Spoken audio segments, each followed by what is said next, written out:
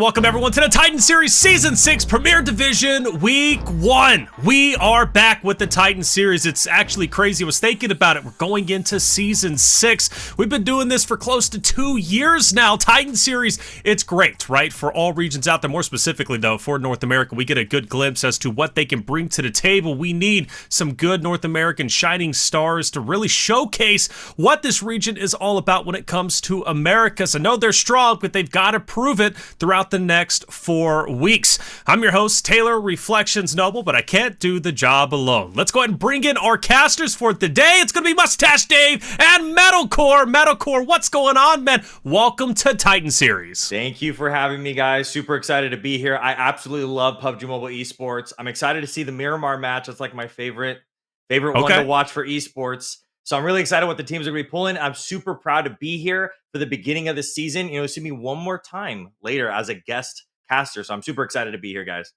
Absolutely, dude. It's great to have you, man. Loving your style, by the way. Is that what headband? You always do? You pull the headband? Is that your thing? Hey, yo, wait. I'll whip it out just for you, brother. Check this out. We got the custom metalcore headband. So yeah, that's it's just to hide that giant forehead. That's just how it is. Hey, we're in the same boat, baby. I'm 33. The older I get, the hairline continues to go further back. I'll send you some headbands, bro. I'll send you some headbands. I have to wear it, man. I have to wear it. Hey, Dave, great to see you. Looking great as always. How you feeling, man? Hey, feeling good.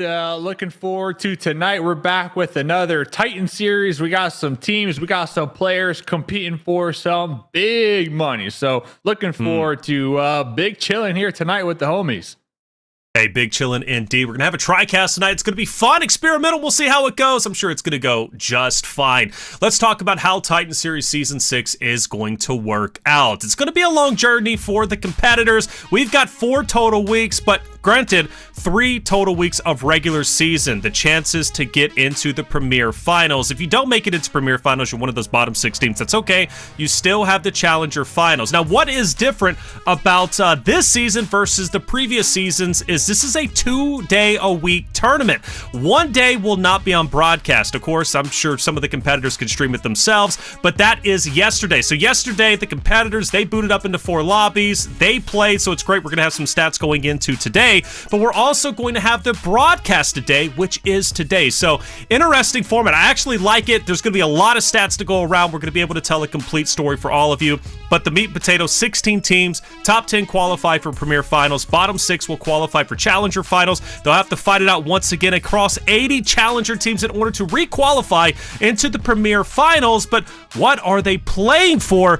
Well, Dave said it best. A lot of money. We're talking $20,000 on the line, $10,000 for first. Metalcore, that's a lot of money. That is some shmoney for playing some mobile games right there. That's a lot of shmoney indeed, brother. $10,000, Dave. I don't know what you would buy. By the way, I did set up an IRA, so I know where it would go. It'd go straight into my IRA, Dave. Yeah, I don't know, man. For me, I would just, go to the casino, bada boom, bada bang. Might as well. All right. You lose it all, dude. It's gone. That's what I'm saying. $10,000 in the bank, $10,000 out of the bank. Positive thinking. Don't put that juju on me, all right? You gotta wear a headband for good luck. Yeah, there you go. Headbands. That's all all around. $10,000 in a headband for first place. Okay, that's what's on the line here when it comes to Titan Series Season 6 Premier Division. I love it. Let's talk about our teams, though. We've got 16 wonderful teams, and we're looking at several of them here. And some new faces. For example, Farvoice Gaming coming in. Maryland, NA also here. TGames Esports, 3 names there, just them, that, I haven't seen in the past necessarily. I'm sure the rosters are going to be very familiar. Metal, I'm going to go to you, though. As far as these orgs go, X Factor, XYQ, you've got a lot of familiar faces. Who do you like? Is X Factor the one with Chiffon on it? Manager / coach of. Yeah. Oh. Maybe playing on. Yes. Oh, okay. That might be the one that I'll be looking out for. But I mean, I'm not gonna lie, all of their logos look absolutely amazing. I can't wait to see these players put in some action. I absolutely love watching PUBG Mobile Esports. So being here, it's just gonna be so exciting and super fun. I think so, and I know, Dave, you're looking at Golden Eagles, man. Get a little caca going early, baby. Whoa. Hey, I'm looking at a couple teams, right? Golden Eagles, sure, they're up there. They're at the top. #1 fan, still waiting for my jersey. But iNCO Gaming, I'm thinking they're coming back strong here this season. Same with Dauntless. So I got my eyes on a couple squads here. Reflections. Yeah, I like iNCO a lot, given the fact that Wancho and Active on that roster, two very, very talented players. Wancho, a staple when it comes to North American competition. If Hot Chooks was here, he'd be singing his praises to the. How about Gary? You know, Gary's the main carry on that squad. Let's be real.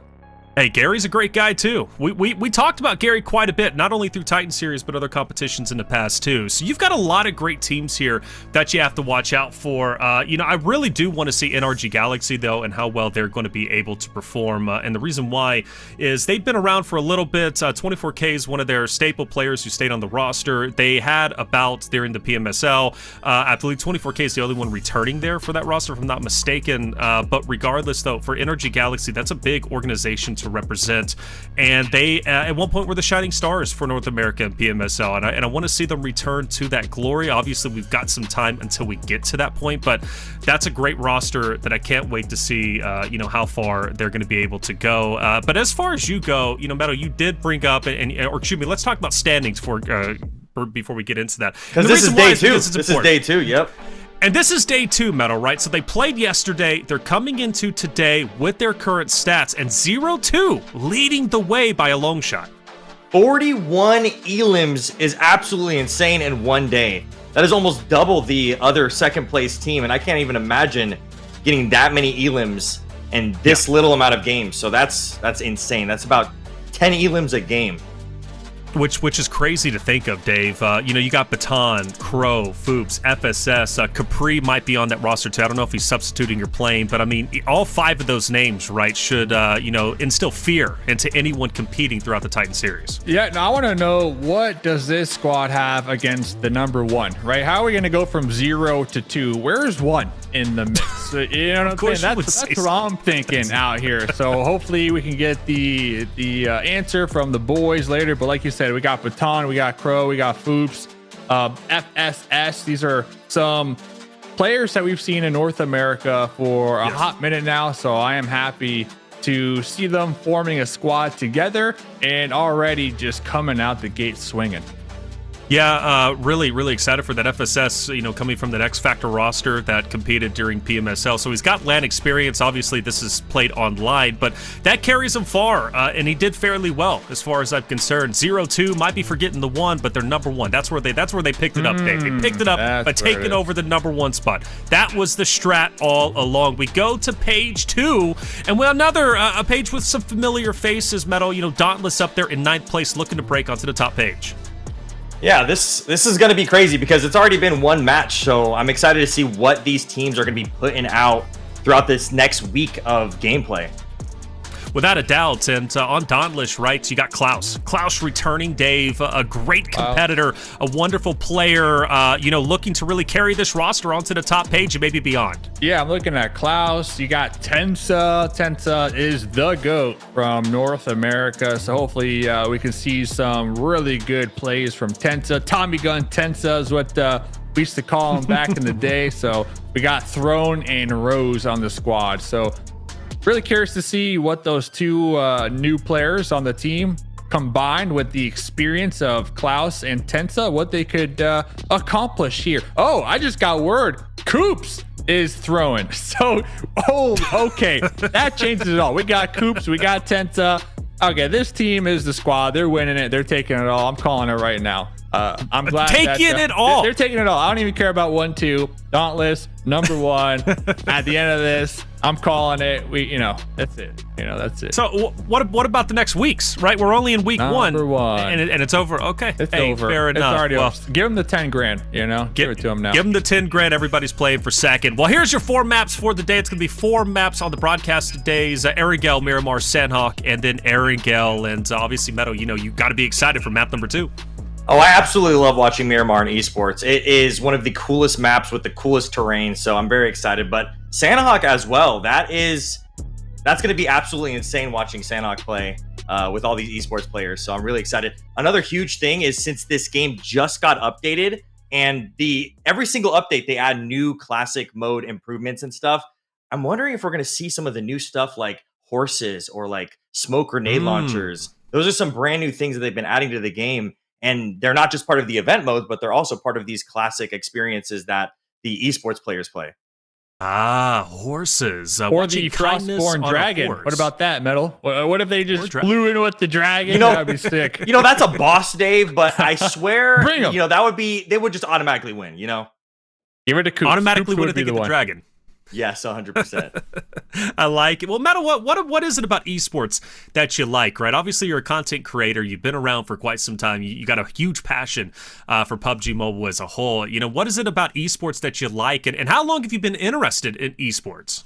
Oh, man, dude. I started doing a little bit of casting with Winsanity back in the day when, we didn't have all these fancy things like horses in PUBG Mobile. But honestly, I absolutely love that you can see mobile gamers play so competitive, so sweaty on their phones with PUBG Mobile, and the game continue to get improvement, continue to get more like resources to the esports and stuff like that. So I absolutely love that. On top of that, we see stuff like the ladies leagues, and we get to see the empowerment to women inside mobile gaming, which is absolutely amazing. So honestly, esports is a massive W.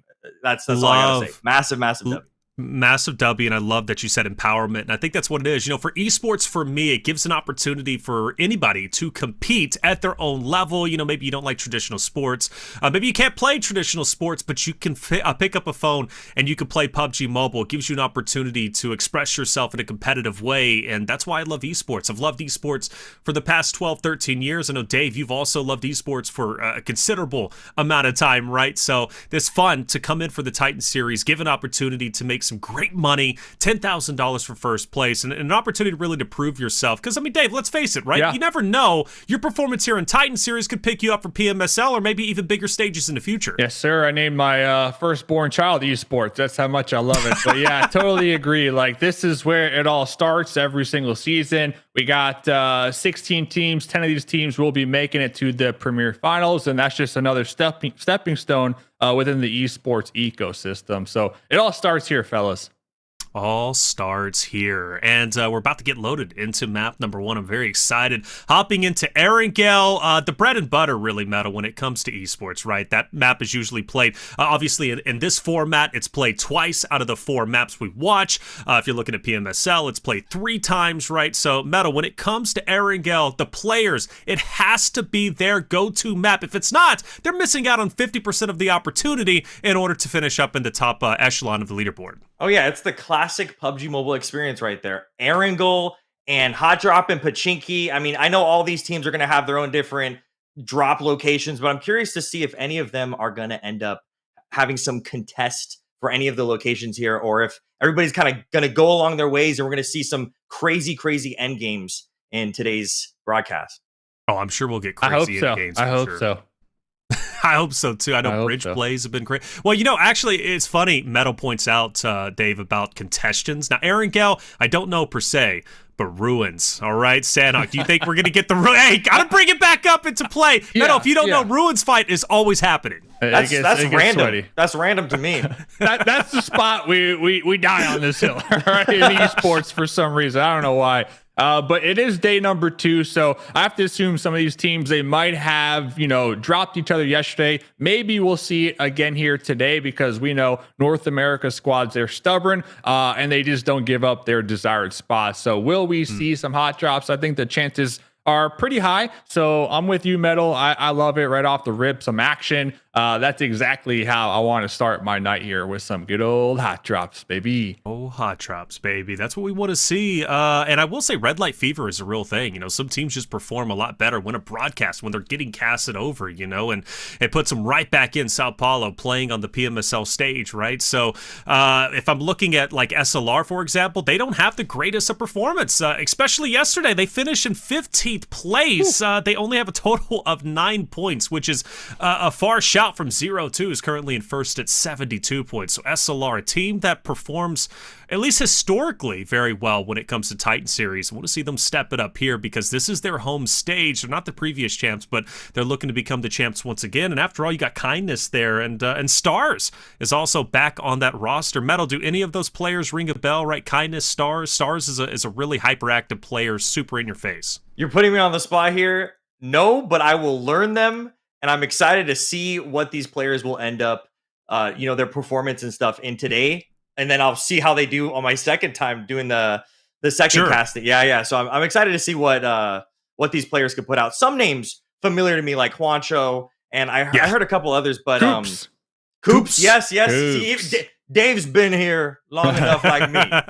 So it's really cool to hear familiar names and also hear new names, because mobile gaming, specifically PUBG Mobile, is almost 7 years old, and there's still new people that are playing this game, and there's still like esports.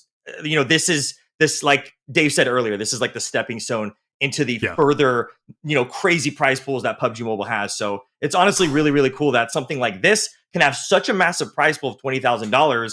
And then you can see something like the World Championship with like $1 million plus. And it's just really crazy to see that for mobile gaming. $1 million plus. Isn't that crazy to think? You could be playing a mobile game and earning $1 million plus. Not even counting obviously the salary if you get on a big organization, right? Oh, for sure, yeah. Things get crazy, and then you start building a brand like you, Metal, right? And then you start, your YouTube channel, and you start your socials, and it just kind of, snowballs into just your own personal brand, which is pretty magnificent. And that's what I like about esports and the transition into content creation. It does transition well as far as I'm concerned, much like we're transitioning into map number 1. The start of the Titan Series Season 6 Premier Division is about to be underway, at least for day 2 of week 1, our first chance to really see what these competitors are all about. Why is 0-2 in first place? Why is SLR in 15th alongside Shining Legacy in dead last? I don't know, but we're about to find all that out and more. Metal was calling for a contention off the start, so I'm hoping our observers are ready to go, because I'm ready to see some tussle with the muscle. Who's ready to fight it off? Dave, let's find out. Let's see. We're looking for some hot drops here. Map number 1, day 2. We got 4 games here tonight. Looking for some action. I'm looking at Dauntless all night long. We got Tenso. We got Coops. Bringing it back for the boys out here. But right off the rip, we got to keep our eyes here, Metal. We have to pay attention, like Reflection said. 0-2. Like, what is the secret sauce for 0-2? Yesterday, 40 total eliminations. Like, that is crazy in only 4 matches. So I agree with you, Metal. This squad, they got the sauce, and I'm looking forward to kind of seeing what it looks like here today. When we're now on like a live feed on camera, we get to watch it with our own eyes. Yeah, maybe they just had a really, really solid day. But I mean, today we're going to see their secret sauce as the first live broadcast of the brand new season of Titan Series. So let's see how all these competitors fare out. And this is honestly a perfect plane path. So I'm really excited to see how everybody's going to use and where the zone's going to end up shifting. There we go. Okay, look at that zone. That's crazy. All the way up in the north near Stalber. We'll see where that ends up. It's like this zone right here is there's going to be... Oh, hey, look at this. We already got fighting going on.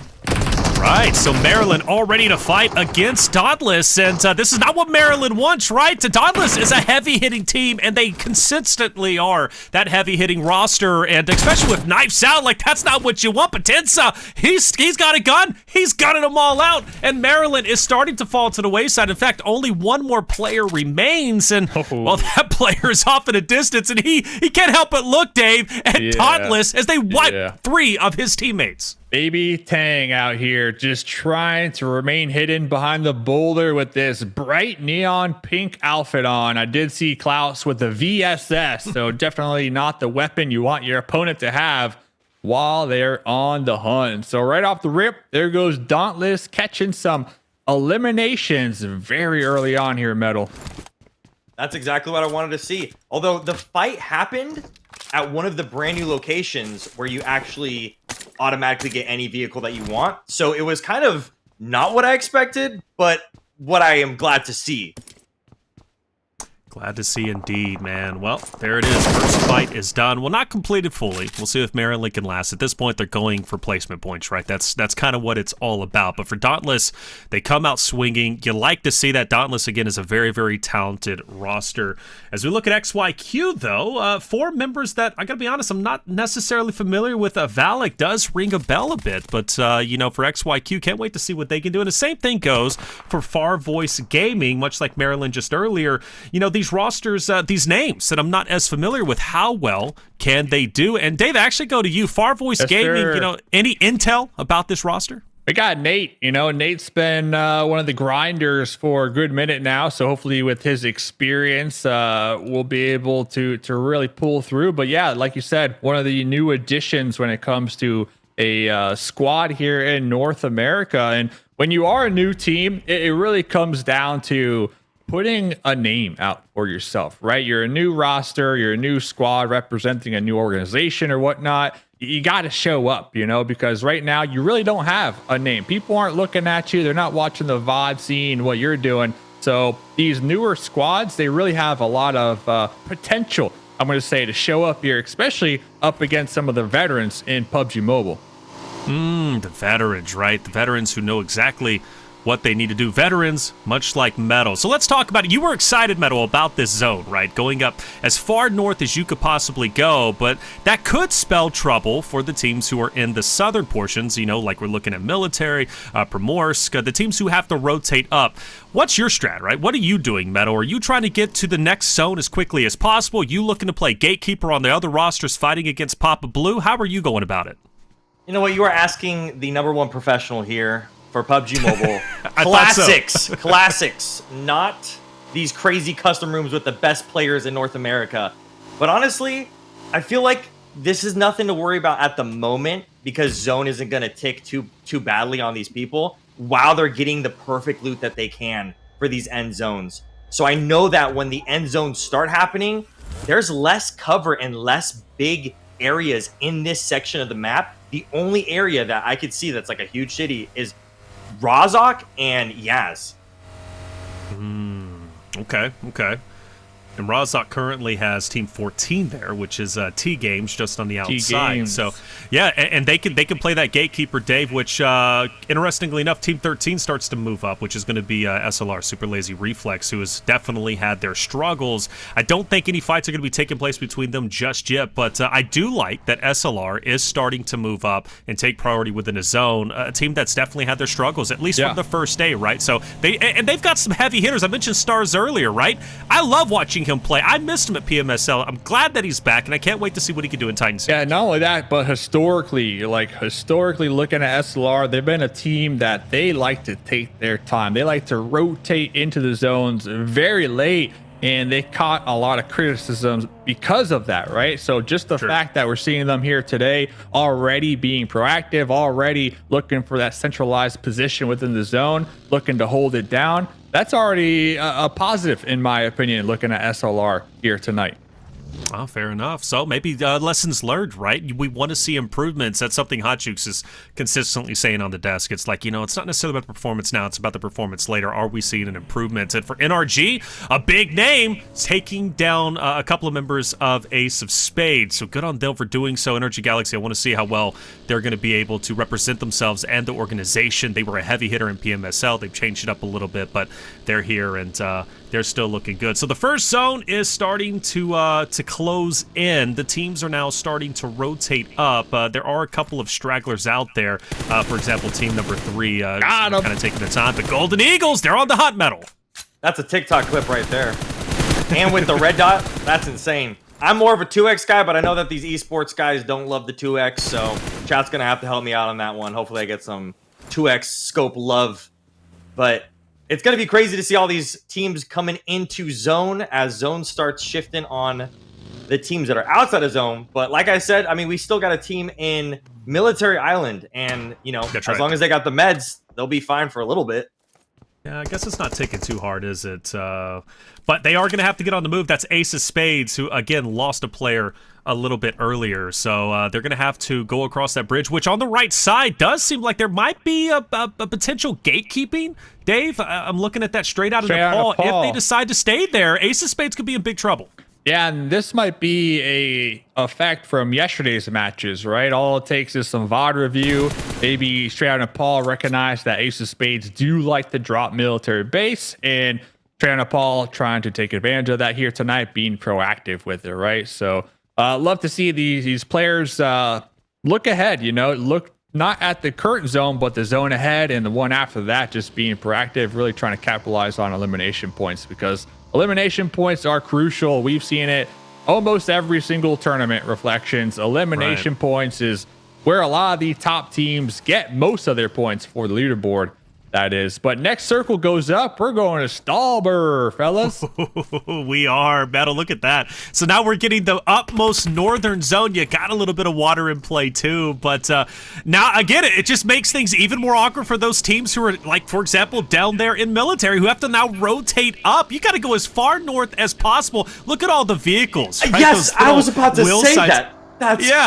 There's so many vehicles. Almost every single person in the game has a vehicle, because they all know that this zone shift is so deadly. There are only so many buildings in this area of the map, and now every single big city is out.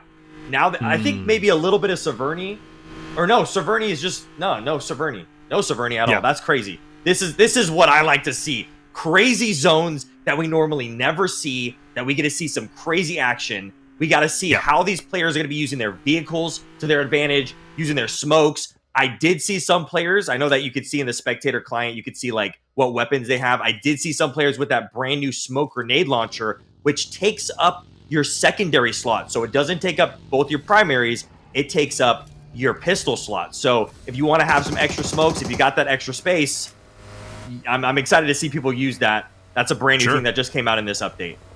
Oh, man, Stallber's about to see a lot of action, Dave. There's 3 teams now getting congested.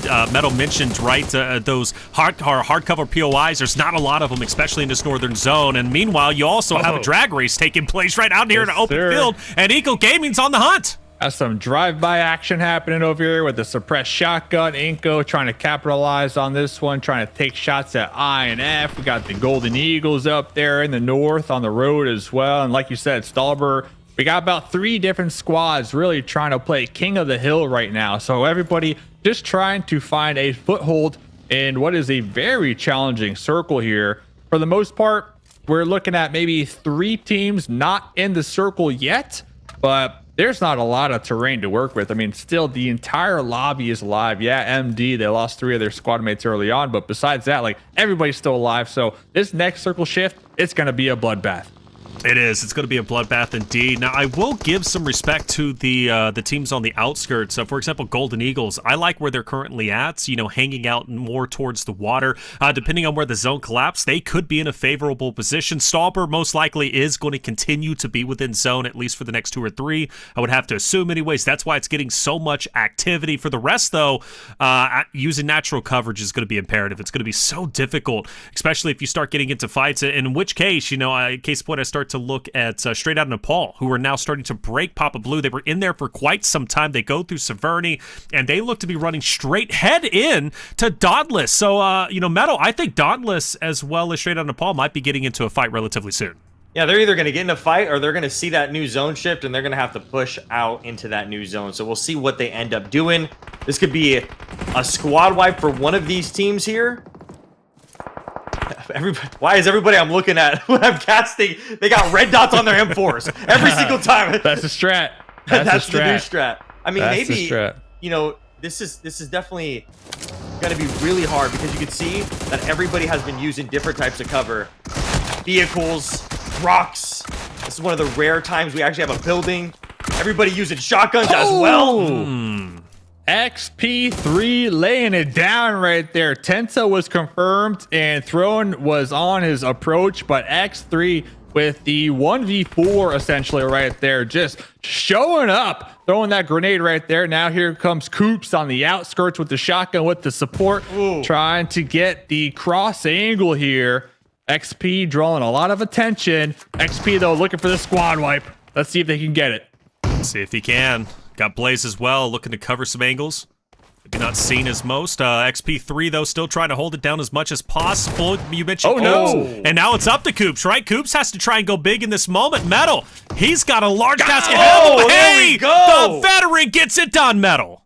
Carrying his team out of that shotgun battle. It seems like shotguns are the main secondary for these close quarter fights.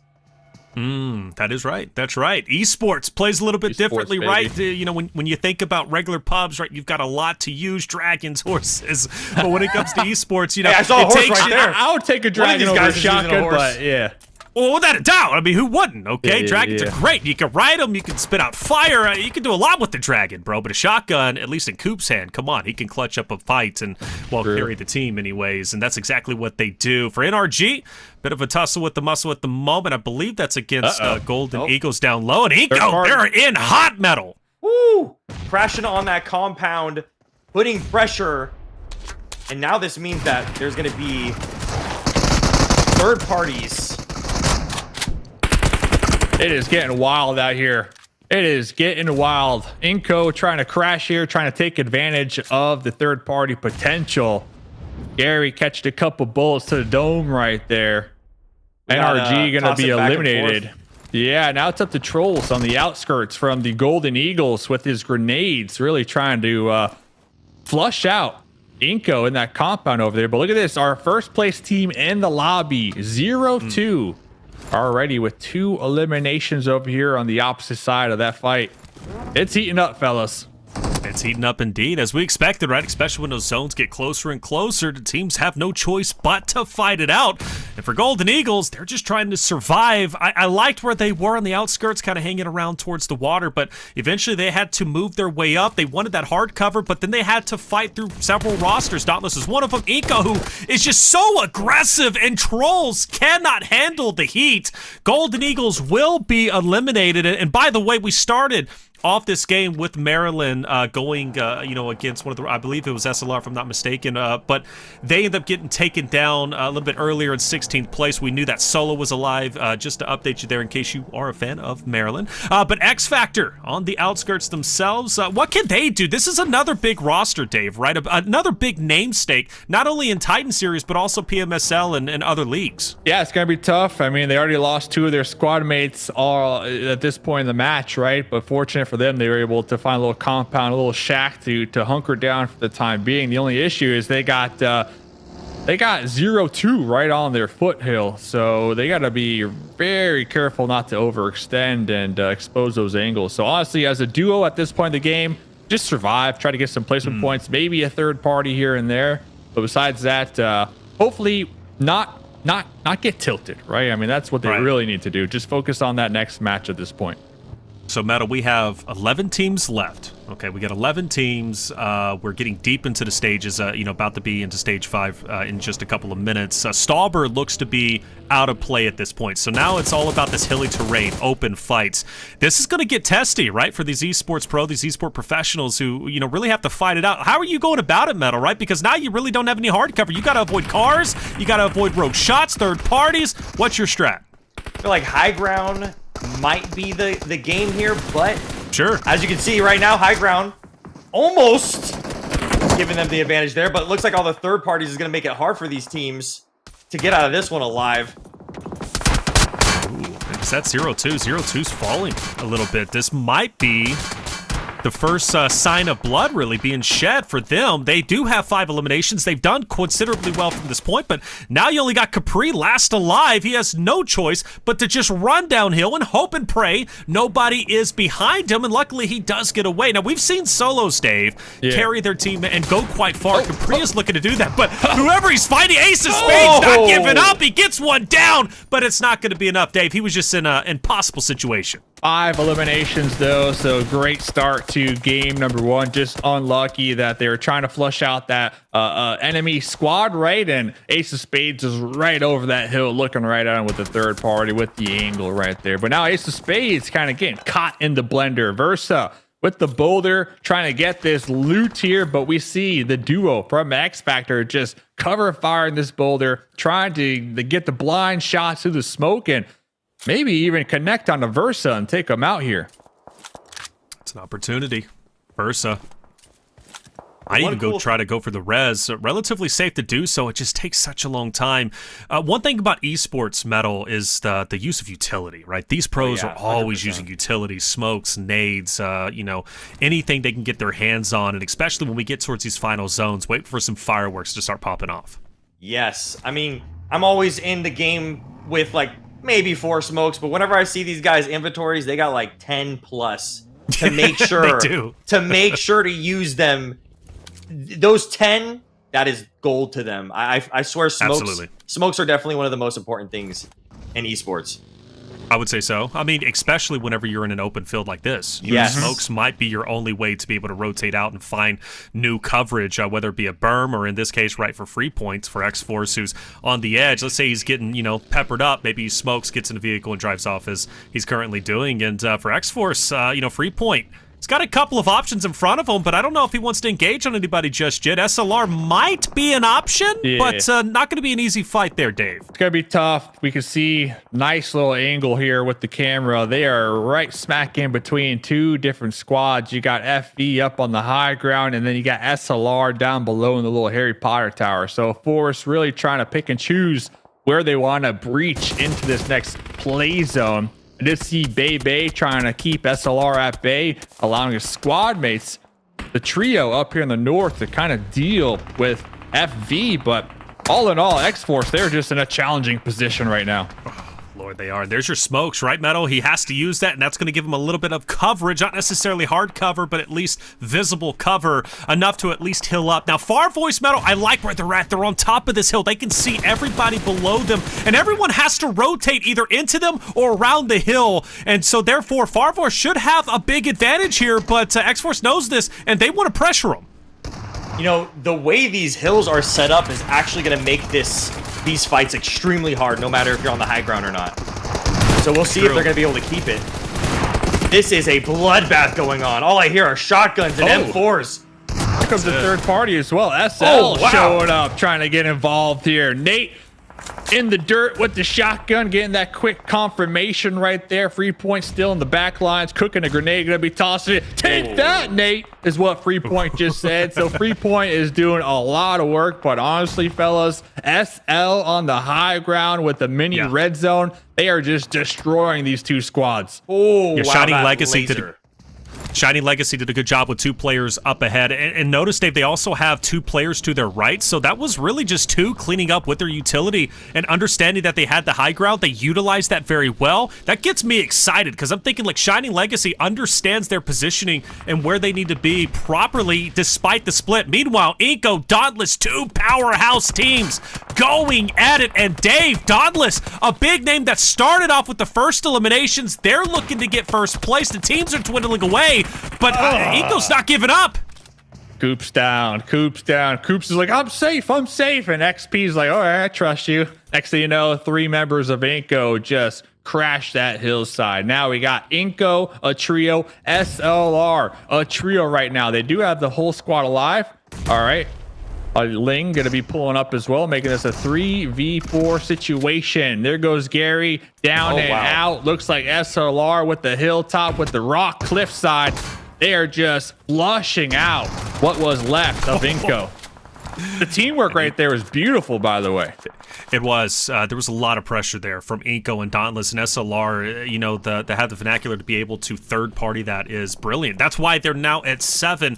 Told you that red light fever, right? SLR's got it. They put that red light on. They know they're live. They're getting casted over, and they're about to make a big jump from 15th to who knows how far at the end of these 4 games. Shining Legacy, Metal, they impressed me, but not with that nade. It happens though, Metal. I love watching stuff like this because you never see gameplay like this with Classics is what I play. So we get to see so many smokes, so many grenades. Like you said, they are using their utilities.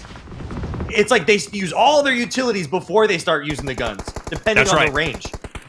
Well, get that additional damage, right? So you can push up, Metal, right? Isn't that important? Because you want your team or you want your opponents to be as weak as humanly possible. Look at Highman. He has to heal up, but let's say they do decide to push him. He's one shot. Then you just have to focus on one more full health player.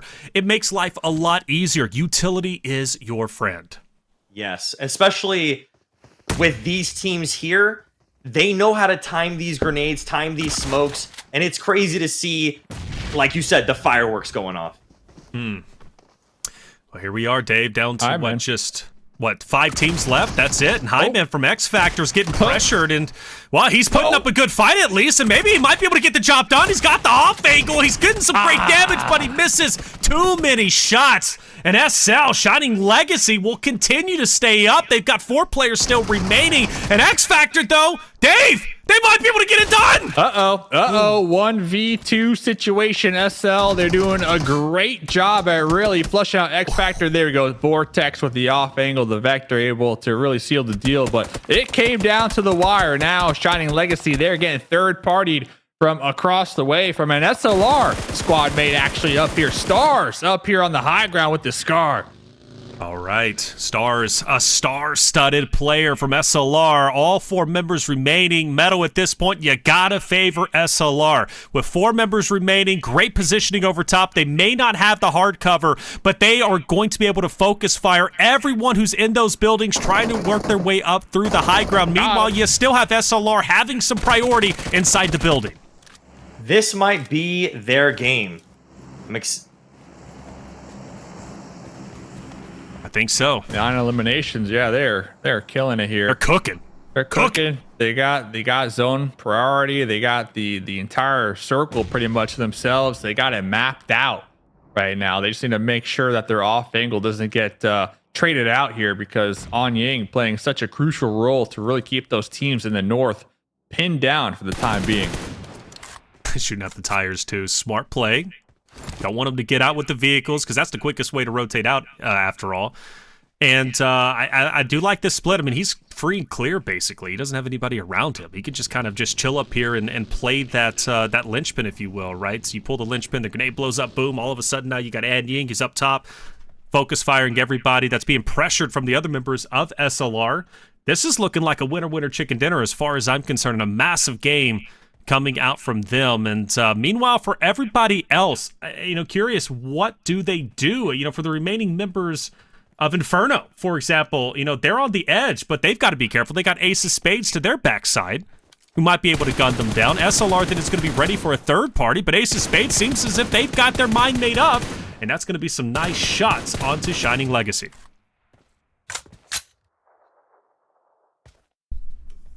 Yeah, just buying some time right now. Versa trying to get any type of points possible before moving forward here into this next play zone. INF, they got the hard cover to work with for the time being. They're safe for now, but honestly, SLR, like we said, they just got the entire zone mapped out. I'm confident that they know exactly where their opponents are at this point in the game, so they're going to play this one nice and slow and just wait for their opponents to get into conflicts and then third party them and get the win. So this is 100% an SLR winner chicken dinner if they could just pull it together. That's it. I'm in agreement, man. I'm in agreement. SLR's looking too strong at the moment. They're looking like the SLR that the Titan series deserves, right? We talked about how good they are in Titan series typically, and this is the team that I expect. For Versa, he might be able to get this, and Nade's being cooked. It's going to become a little bit short, though. So for Ace of Spades, they might be able to get 2 up if that Nade doesn't connect, and it does. But they still, what? They still got up! Clutch revive right there. Versa still alive, getting the heal up. Looking at the utility. They have some grenades to work with, so if Ace of Spades, if the duo could just together toss in some grenades, they might be able to get some knocks over there.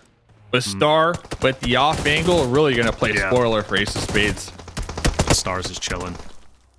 Well, he does take quite a bit of damage, but again, Ace of Spades are not in a good position. It's going to be so hard to work their way up. One's already going to fall. That's TN getting 1 elimination onto Versa. Kiddo will also fall. We're now down to top 2. Inferno Esports versus SLR, a 4v3. One team with 11 eliminations, the other with just a single, but both guaranteed at least second place. Inferno, heavy damage onto the SLR members up ahead, but the heavy damage is going to be returned. Metal, these are the final 2 players. Who do you got winning?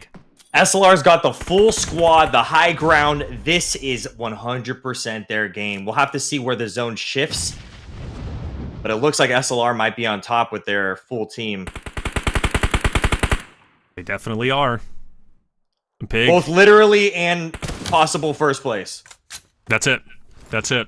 I think SLR's got this, just like Dave said, 100%. I do look. Inferno does have to move up, don't they? Yeah, just a little bit. Move up. Just a little bit. Is a hard cover out, though? Is hard cover in zone? all their vehicles. They can't use their vehicles. They only can rely on their smoke wall here. This is where they get eliminated here, fellas. Oh, Or not. Oh. Or not. Ain't no way. Hold up, Pig. He's got it, though. That's one down. I think one more remains from Inferno. Smoke's out, but it's going to dissipate. Look, he's got 2 to the left, or 2 to the right, 1 to the left, and there it is, a GG. A winner, chicken dinner, super lazy, Reflex first place, and 14 eliminations, Dave. That's huge.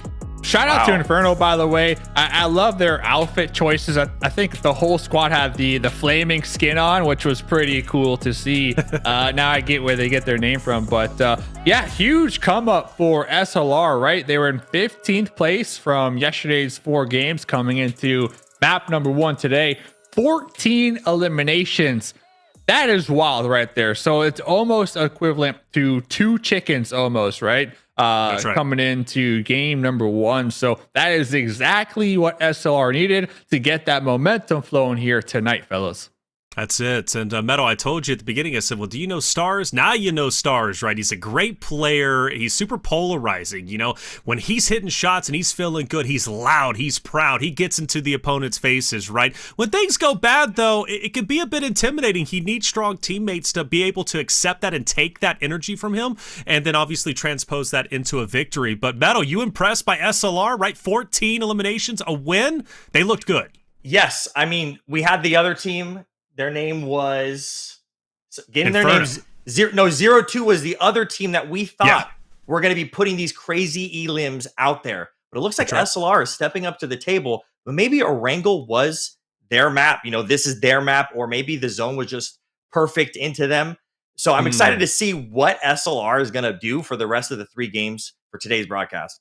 Well, let's put it to you this way, Metal, right? So SLR was in 15th place at the start of the day. Based off the performance yesterday, they only had a total of 9 points. So they get more eliminations than the total amount of points that they got across the 4 maps yesterday, right? So that is a big performance from SLR and a huge step up. I like this fight from Dauntless, man. And it went on for quite some time. This was actually at the very start. And XP3, we were saying his name consistently, Dave. Gonna be on the lookout for him, but also on the lookout for Coops, man, because he ended up clutching up. Yeah, Dauntless walked away with 7 eliminations here this game. Number 1, XP3 with 3 of those, and Throw-In, aka Coops, with 3 of those, Tenta with 1. So although we didn't see them in the late game, Dauntless still coming in match number 1 with a really good amount of eliminations. And I think the same could be said with 0-2, right? They had 5 eliminations, so they should be able to stay afloat when it comes to the overall leaderboards, even though they didn't really get good placement points. But the issue I'm starting to have is if that's going to be the entire day, right? If that's the entire day for 0-2, maybe they're the opposite of the red light effect and what you're saying, Reflections. Maybe when we are watching them, maybe they do get a little nervous, and that's when they start to crumble, possibly. You know, that's a possibility. It really is. You know, when there's a lot of pressure on when you know you have a live viewership, when you know there's casters casting over you, all eyes are on you. You don't know what they're saying. You can kind of overthink that. It can really start to have a negative effect on your performance. And that's why I look at teams, Metal, such as SLR, because they've got some star-studded players who have great history to be put in high-pressure situations, not only on land, but also online, right? You have to take that into account. And for SLR, when the red light fever is on, when the pressure is on, look at what they are able to accomplish, Metal. 24 points, 14 more than that who is even closest, which is Shining Legacy. That is a huge game for them. And like you said, if they only had 9 points for yesterday's games, this is huge for SLR. So it's definitely going to be really crazy to see what they're going to do for the next 3 games. If this was just like that perfect match for them, or if this is their perfect day. Sure. Well, I also like Shining Legacy. I want to talk about them, Dave, because they impressed me. And they did so by high risk, high reward. They were like, they had this 2-2 split pretty consistently, Dave. Yeah. And it netted them a 3rd place with 5 elims. Yeah, we really started to see the 2-2 split take effect in that mid to late game, right? And Vortex was one of those off angles from the squad. He was able to net 4 eliminations, almost 500 damage done. But yeah, the Shining Legacy, definitely a wild card for me personally. This was not a team that was on my radar at all. But based off of their strategy that we saw from them in match number 1, you could tell they've been, practicing, they've been doing their homework, and you could tell they got a game plan, and that's what you love to see here in competitive. Sure, definitely so. And we looking out the overall 0-2, they're going to stay in first place, Metal, and that's based off of their day 1 performance. But iNCO, they want to start catching up. They were in second place. They don't necessarily have the best game number 1, but they didn't do too bad either with 6 eliminations in 6th place. But imagine if they go into late game, maybe they get another 10 points to bring it to 60 to 77. But regardless, though, on this list, who stands out to you? I think it's got to be SLR, right? Going from 15th all the way to 5th. Yes, 100%. And that's why one game can mean so much, especially on these early days. You got to just keep racking up those points because this is a multi-day tournament. Multi-day tournament indeed, and every day counts. That's crazy, Dave. SLR goes from 15th to 5th place. It just comes to show you, like, yeah, we've been focused on 0-2 being as high up as they were, but the rest of the teams are still very close in the points category. Yeah, exactly. And that was kind of like the next point is that we are so early on. We are so I know we only got 4 games a day, etc., but we're still very early on within the tournament, and all it takes is one really good game like we just saw from SLR, and boom, you're already right back at the top. One of the main talking points of the broadcast. So that potential is there for every single team in the lobby still right now. That's it. Metal, take note, by the way, you said we're still super early, right? But remember at the beginning of our cast, Dave was like, oh, this team is 100% going to win. Oh, they're still going to win. Dauntless are going to win. Sure. That doesn't change, but we are early for other teams to at least get second place. I mean, that's a fact. Sounds like maybe Dave is just a fanboy, He is always. That's what he does. Ball. He does have the crystal ball. He does have and I've got the candle, which is not lit, and maybe we'll light it later on. Hey, that's game number 1 on Erangel. Super Lazy Reflex looking incredibly strong. Winner, chicken dinner, 14 elims, 15th place to 5th. How high can they go? Well, that's up for the rest of the rosters to decide. We're going to take a quick break. When we come back, though, we'll be moving into map 2 of 4 on Miramar.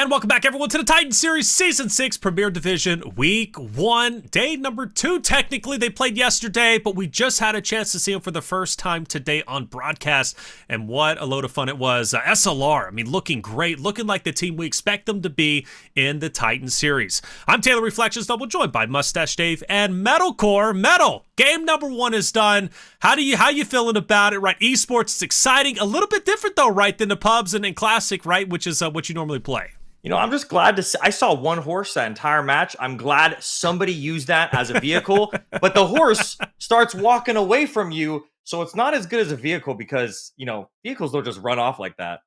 Well, and can you run people over with the horse? I don't think so. Okay, because that's the benefit, right? When it gets really, really weird in those open zones and we start seeing the car plays, that's the thing. And you saw it, Metal, right? Remember we looked at what I think it was Zone 1 or Stage 1, that whole northern zone, how many vehicles were on the map, right? Everybody's just trying to grab them up as quickly as possible. So they're a lethal weapon just as much as they're useful for transportation, Metal. Yes. And honestly, one of those vehicles was a horse. One of those guys was booking it up to Stallber. You like that horse? I just love it. I love it. And with this update too, I keep on bringing up the fact that there's new improvements to the Classic experience in this update, but I just love the fact that they are adding those improvements. Now when vehicles stop, you switch seats, they start rolling. They don't just completely stop. So these little improvements will have major impacts to these players like these ones who are doing esports competitively. Which is always interesting, getting an updates in esports. It kind of goes hand in hand. It requires these professionals. It's not like, basketball or like traditional sports where everything stays relatively the same. Like esports is very unique, Dave, because you have to constantly roll with the punches, roll with the updates, and honestly redesign your entire strategy at certain points to remain competitive. Yeah, and talking about rolling with the punches, I mean, you're going to have to do that the rest of the season because I'm glad SLR, they got their one good game done, for the season. So good for them, man. Will we see another match from SLR popping off like that again, Reflections?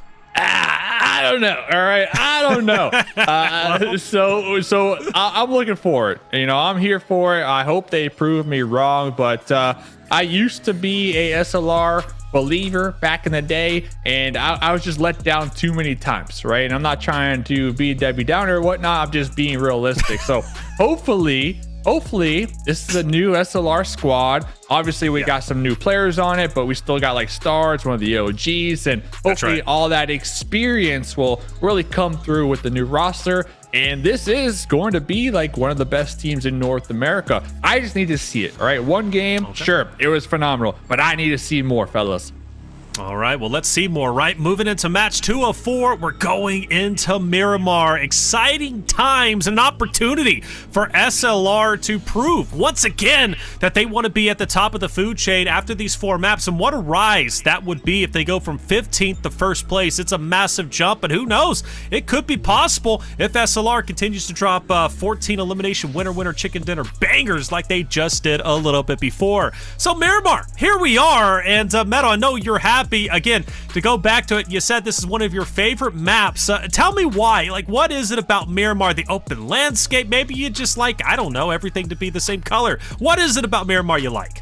Oh, you're just saying because it's a desert, it's just bland. Miramar, That's right. Miramar is beautiful. It has some of the most unique terrain in all of PUBG Mobile, and a map that is like a mobile exclusive like Livik does take some, aspects from Miramar into that map. But I love that you could be in a random area like we were in Erangel last match, and they'll be covered. There'll be random little hills, random little things here. That's what makes Miramar so fun, because you don't have to be in one of the big cities to be able to have a good fight.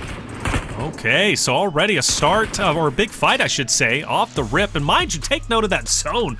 That zone all the way to the right-hand corner. That's going to be interesting for teams such as Shining Legacy, who's going to have to rotate out. But for X-Force, already in an engagement against NRG. Metal, let's see how it goes down.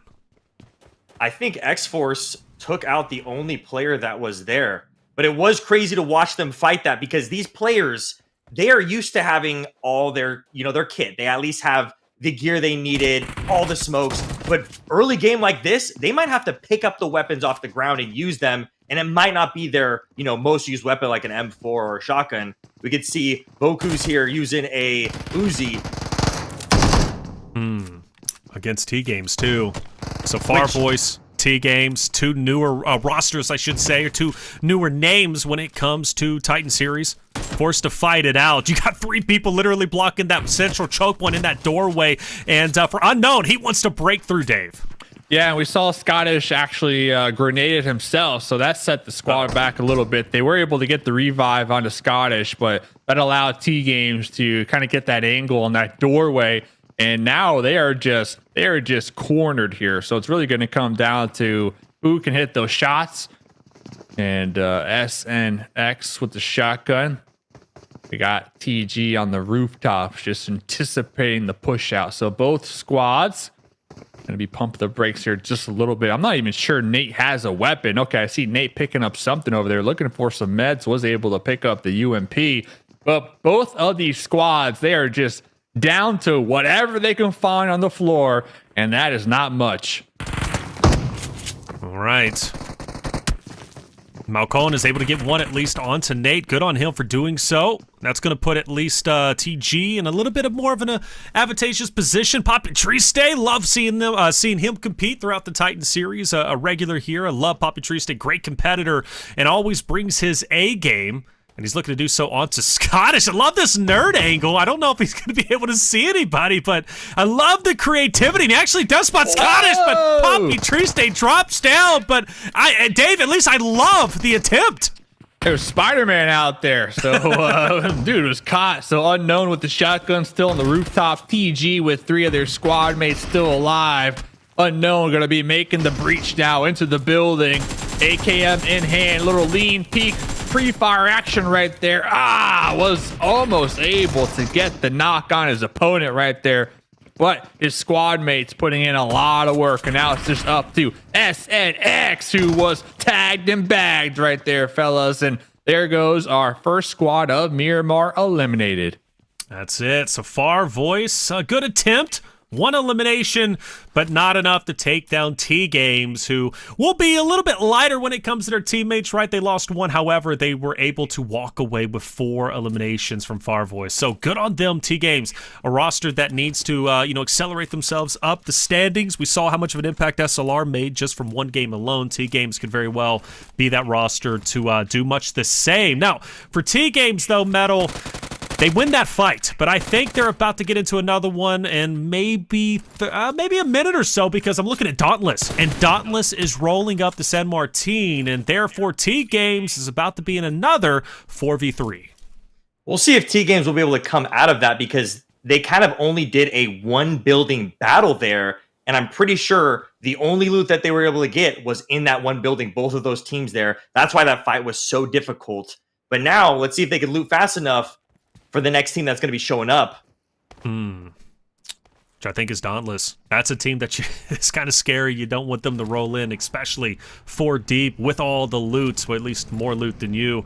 X-Force is also in that vicinity around them, and here's Dauntless. They do got the vehicles. They've got the high ground, so they can overlook those hardcover POIs where TGames is below them, and Dauntless might actually break away depending on where they decide to go. But if it's not TGames, then they're going to run into another team, which is X-Force. So they're going to fight at least 1 team.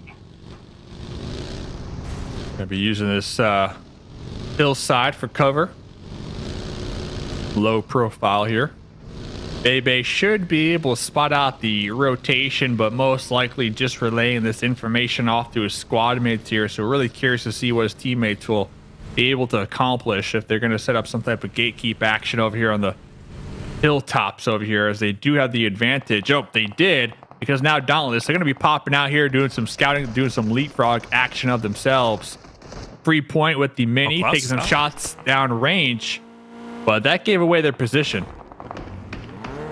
Klaus abandoned his vehicle. He decides to kind of stay on top of that hill. Meanwhile, the rest of his force is going to be up ahead, taking hard cover. For X-Force, bit of a repositioning here. So now it's about chess at this point, Metal. It's about, you know, who is going to be able to pincer in the roster. And I actually I still benefit X-Force here. And the reason why is I believe it's Aleem who's off on the off angle, if I'm not mistaken. Isn't in the zone either, though. I think this is just a bad fight all around for both teams. For both rosters. Oh! Klaus is down. X-Force takes him out, and now X-Force has the advantage. Dauntless might have to give up this fight. Sometimes, Metal, the best fight is one that you leave. Yeah, I'm surprised we're seeing so many early fights on such a big map. Well, sometimes it's hard to put the ego aside, Metal, especially when it comes to esports. You just gotta fight it out. Yeah. Can't underestimate the ego here, fellas. I mean, we saw it all last season in PMSL, right? With the Runes fight that was very questionable, but hey, it is what it is. And well, yeah, I hope we see a Runes fight. I hope we see a Runes fight. We will. Stars is we're gassing it up. I mean, we gotta see it at this point. You guys are hyping it up like it is historical. Stars is the one who originated that, Dave. Stars is the one who loved that Ruins fight. Remember popping off day one? Last season? Or not last season, but spring season of PMSL. It's the headliner, fellas. I mean, hey, it's better than the Tyson fight. Let's be real. But going over... A lot of things are. This Miramar match. But yeah, so it looks like Farvoice Gaming, they're going to be pulling off that one. They're going to be walking away with a elimination. Holy cow, though, this next circle. It is super small, straight out of Nepal, dead center in Impala. So they're going to have the pickings over here to see where they want to lock down very early on. X Factor down in the south as well. They might be able to set up a nice little gatekeep position for teams looking to use the southern coastal road to rotate into the circle. Meanwhile, we are really trying to get this vehicle up. And then, they gave up. Yeah, we're like, we're just going to go to the back seat. Hopefully no one saw that. No, we were watching it the whole time, but it's cool. Yep. I love seeing stuff like this because even the pros flip their vehicles. Even the pros, even they can't even jump through windows. You know, some things are just way too hard. That's it. Well, straight out of Nepal, they've got the great high ground. I like where they're currently at. It's a beautiful thing about Miramar having these long lines of sight. Yeah, and they lost one of their squad mates, too. Huge mistakes being made. That's tough. Well, like you said, mistakes. The pros do it. We can do it, too. Makes you feel a little bit better. We got down there. XYQ. Wolf might fire some pop shots, but at this point, just save your ammunition, just kind of scout out, see what's around. Straight out of Nepal, where do they go from here, Dave? Did they just stay where they're currently at? Yeah, they're probably going to stay up here, just use all their ammunition and really just be a pest on everybody else. And hopefully from their high ground, try to third party, get a couple eliminations because that's the game plan. I mean, you're already committed to the hilltop, to the plateau up there, and that's just what it is. And unfortunate for them, they did lose one of their squad mates, and they still have Blaze kind of in the middle of this engagement right here. Unfortunately, we can see Blaze out there in the another mistake by the way. Another mistake by the way. But yeah, Blaze is kind of stuck over there. So Strand and Paul, they are very separated right now, so I don't really see them doing too much here. This is an important fight because this is dead center of zone too, Metal. So, you know, you've got, what, 4 teams fighting in this vicinity.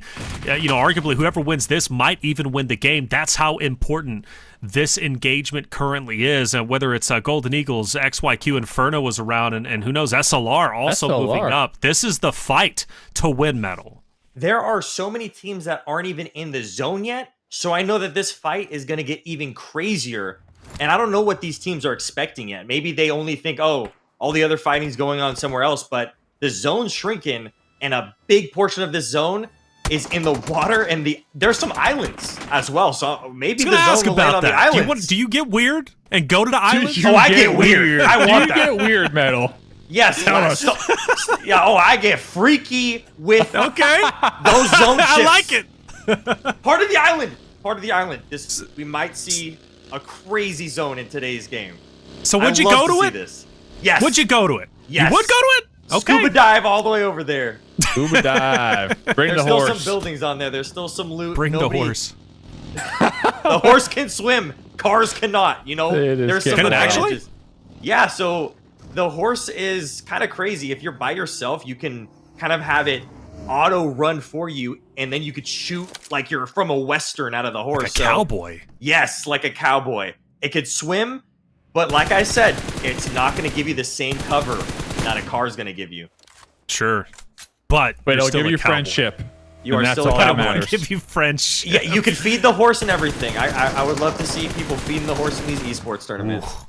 Blinky, good shots. That's going to bring down 2, and this is one of our favorable squads there that he's taken down, which, O2, a roster that was in first place, and I believe fully gets eliminated, if I'm not mistaken. No, they're not. They still have a couple, or still got Crow up, but it seems like another dud of a game coming out from the roster that came in first place by a long shot, Dave. Yeah, fortunate for them, though, they did have such a nice cushion on the overall leaderboards. 40 eliminations yesterday, but that cushion is quickly disappearing, right? With, they had some eliminations gained number 1, but not many placement points. And now looking at this game, only 1 point, right? So that point lead is only going to last so long if they continue to have these lackluster performances here. So yesterday, was it a flash in the pan? If you were to ask me right now, I'd say yes, right? But they still got 2 more games to go, so definitely some potential to kind of bounce back and show us what they're made out of. Show us what we were missing out on yesterday here. Sure. Well, and if you're just joining us on the Titan series, obviously this is week 1. They played yesterday. They're obviously playing today with 4 maps. Freddy can't get out of there. I don't even know where he gets shot from. Through Look at that window. angle. That was a beautiful angle from Blaze. Whoever took him down. But I will say, so the whole point here, at least for the next 3 weeks, the qualifiers is to place top 10. You want to place top 10 so you can go to the Premier Finals in week 4 and play for $20,000. So, if you have a bad day, that's okay. You look at 0-2. Maybe they're not playing too well today, but that lead alone, maybe they can cruise to top 10 to then play in finals. That's ultimately the goal. You're not going to win money at this stage. You're going to win money at the finals, right? So top 10, that's the goal. 3 teams out, and 2 heavy hitters, 0-2 and Dauntless, have been removed from the map. And we've still got that hotly contested and congested area, right, in these hardcover POIs. We saw some, some fighting taking place. We have seen some teammates fall, but for the most part, though, it's still kind of stagnated. But Metal, now look, as we do transition up, the island no longer in play. But now those teams who committed early on, like iNCO for the hardcover in the northern zone, it pays off. We can't get freaky on the island anymore. No, we cannot. Although it would have been fun. They got to be shooting their fireworks off on the mainland. We're seeing the perfect example of what I'm talking about, how crazy the Miramar terrain is. Even with vehicles, it is so hard to drive. As we saw that one team losing out on 2 of their vehicles because of how crazy the terrain is here. Terrain is crazy. Man, so much committed in the fight at Impala that no longer really matters anymore. Teams now have to rotate up to the next zone, which is it's going to be interesting. And at this point, I actually do like the teams, kind of like I said on Erangel, Dave, I like the teams taking priority on the edge of zone. They're going to have, most likely, they're going to be able to survive, most likely, until end game and get the bulk of their eliminations right as we get down, I don't know, to like the next or last 6 teams. Big Blaze still making big moves over here. Let's see if Big Blaze can get some more eliminations. There's another one. Why do they keep pushing? This is Inferno pushing Blaze 1 by 1. And Blaze is saying, come at me, keep giving me these points. But going back to what you were saying here, Reflections, yeah, totally agree. I'm looking at a squad like Shining Legacy all the way up there in the north. They're taking their time. They got the edge of the play zone, and they are big chilling. Meanwhile, everybody else went into Impala, and it's going to be crazy making your approach out of that main city right now. So Shining Legacy playing it slow, playing the edge here on Miramar. They're going to be showing up in the late game with the whole squad alive. They're going to have the utility, the ammo. They're going to have their armor ready to go. So definitely looking at that squad to at least qualify top 5 here, game number 2. And X-Force as well, right? They're going to be on that right side, currently uncontested. But it's all those teams starting from straight out of Nepal, who have to rotate up all the way into the next hardcover POIs where NRG is currently at, and they're going to actually decide to go to the right side, which is relatively safe, a lot safer than going straight through Impala. But they're going to potentially get into an engagement with X Factor off to their right side. But meanwhile, we look at Ace of Spades. For Ace of Spades, very close to iNCO. They've got a shed for coverage, but iNCO also has a sneaky beaver who's going to be up here on this high ground, and he's got every single member of Ace of Spades in his line of sight there, Metal. I'm a little bit worried about the way this zone's going to shift. If it's going to give these players coverage for buildings, or if it's going to be one of these open fields again like we saw last game. Might be. PUBG Mobile Gods, how you feeling today? We find out relatively soon, in just about 15 seconds, where it's going to end up going. And for iNCO, I think they're still going to be relatively safe where they're at. I think iNCO's in a great spot here, Dave. Yeah, I'm really trying to see if these grenades, I saw that last one kind of got like a bounce off almost, like off a backboard. It almost landed underneath the cover right there, blocking those sight lines. And we saw Rush trying to go for the repeat right there. Going to be holding on to the rest of their grenades here as we aren't getting any connections. But yeah, iNCO still going to be in the next play circle. Ace of Spades as well. And going back to Impala. Impala no longer in play. We had about 5, 6, maybe even 7 teams holding down Impala. They all need to make the move now here, fellas. To make the move indeed. Golden Eagles looking to fly high. They were in a fight a little bit earlier. Luckily, they still have all 4 members up, so it's going to be good for them anyways. They do have teams in front of them, but they're not in the most danger at the moment. TG just above them. They'll have to eventually get into it. Blaze back into the elimination feed, taking down one of X Factor. I talked about Sons of Nepal having to rotate right. They might run into X Factor. What seems as if they do get into a little bit of a fight there, but for the most part, they'll be all right. And the zone has shifted. So what do we see here? Metal, right? What do you see from that zone? There's a lot of open space, as you were talking about earlier. We do have a small portion of the zone covered up by water. So this is going to be pretty contested for 37 players. But we do have these weird, like a factory. So we're going to see what players are going to be using for cover, especially with this really, really cool terrain here. Still benefits iNCO. We also brought up Shining Legacy earlier. You kind of, benefited them, Dave, and they still are chilling. They haven't moved up. They haven't tried to fight. They're not giving up their spot. But look at this open terrain. X Factor, Golden Eagles just behind them. You've got another roster, Maryland, just in front of them. X Factor, they're chilling at the moment. They're okay, but things are going to start getting a lot crazier as we move into Stage 6. Yeah, X Factor really trying to flush out Toyota right there, trying to get the additional elimination point. But we saw they tried to push out over there, and they were getting shot, almost picked apart from straight out of Nepal. So they kind of pulled back to where their cover was. But over here, the Golden Eagles, they're going to be flying in here, fellas, trying to crash Farvoice Gaming. As we see Farvoice, they got one more player at least out there in the distance trying to survive just a little longer, because we pulled up on the tail end of this fight and the Golden Eagles were able to take them out, and now they're going to be able to get the spoils of war essentially over here. Yeah, that last player from X-Force, he dipped. He's gone. The only player he has to watch out for is Vortex, who's going to be up ahead from Shining Legacy. But for the meantime, he's all right. Golden Eagles, good on them. Another staple in the Titan series. We've been talking about them for many seasons, always hyping them up, and we're looking at them to perform for Toyota. This is a great spot. Honestly, I can't hate on him. For Frankie, he actually might fall victim to Toyota's spot here, Metal. And he's got a DBS. He's just got to wait for that perfect opportunity. And we can see iNCO here on the most crazy high ground ever that is still in the zone. So this could be their game.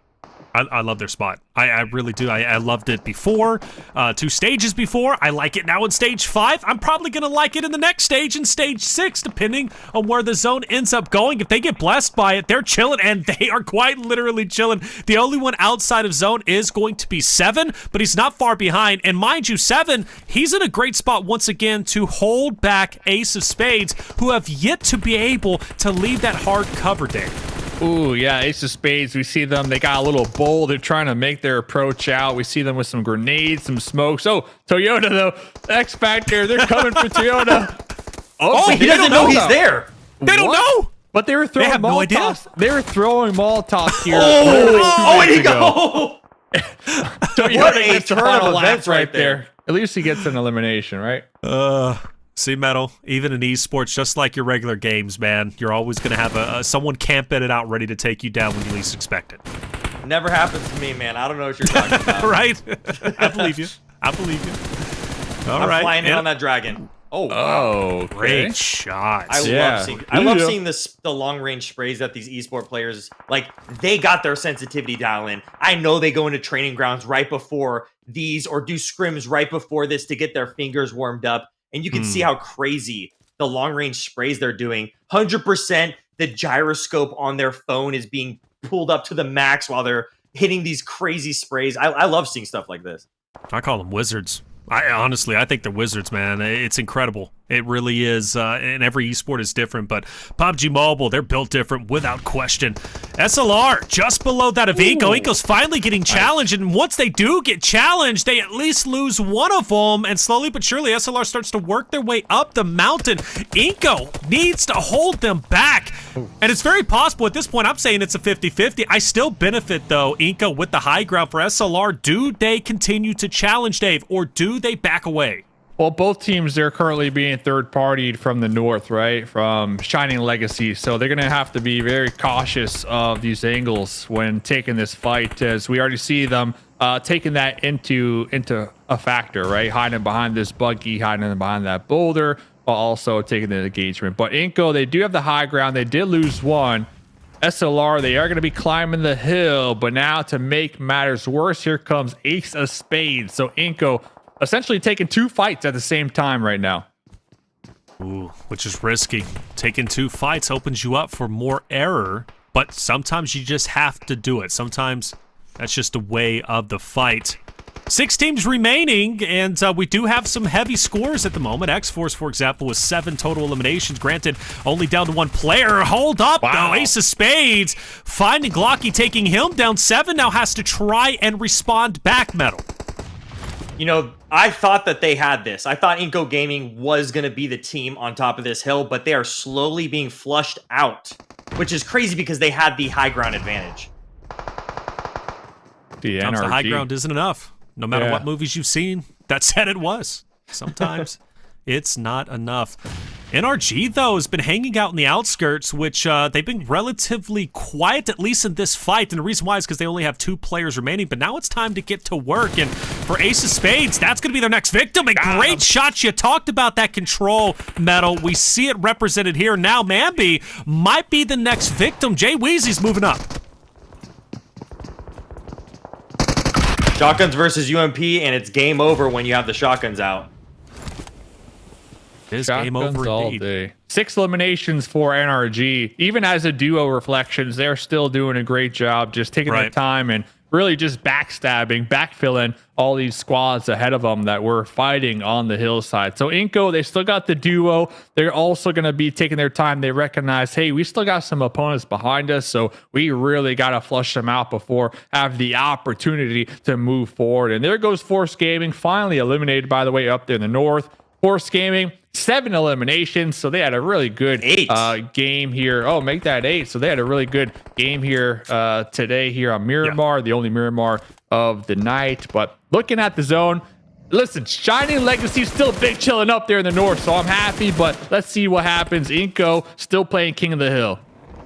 Shining Legacy, like you said, chilling, but I want to see them get active now. This is the time where you start to get your eliminations. It's a perfect opportunity to flank people, maybe even get some third parties, especially where they are currently at. But for NRG, it looks as if their time has come to an end, but they'll take 6 elims. They were down to 2 players since really almost the beginning of this map, so they survived for quite a bit of time. They get some placement points alongside the eliminations. You got to be happy with that result. Now, your XYQ, I'm looking at Shining Legacy to put Trick into the dirt, and the reason why is I don't know if they are aware where Trick is currently at. Maybe they have to be now. He's been shooting. So Trick can play spoiler here.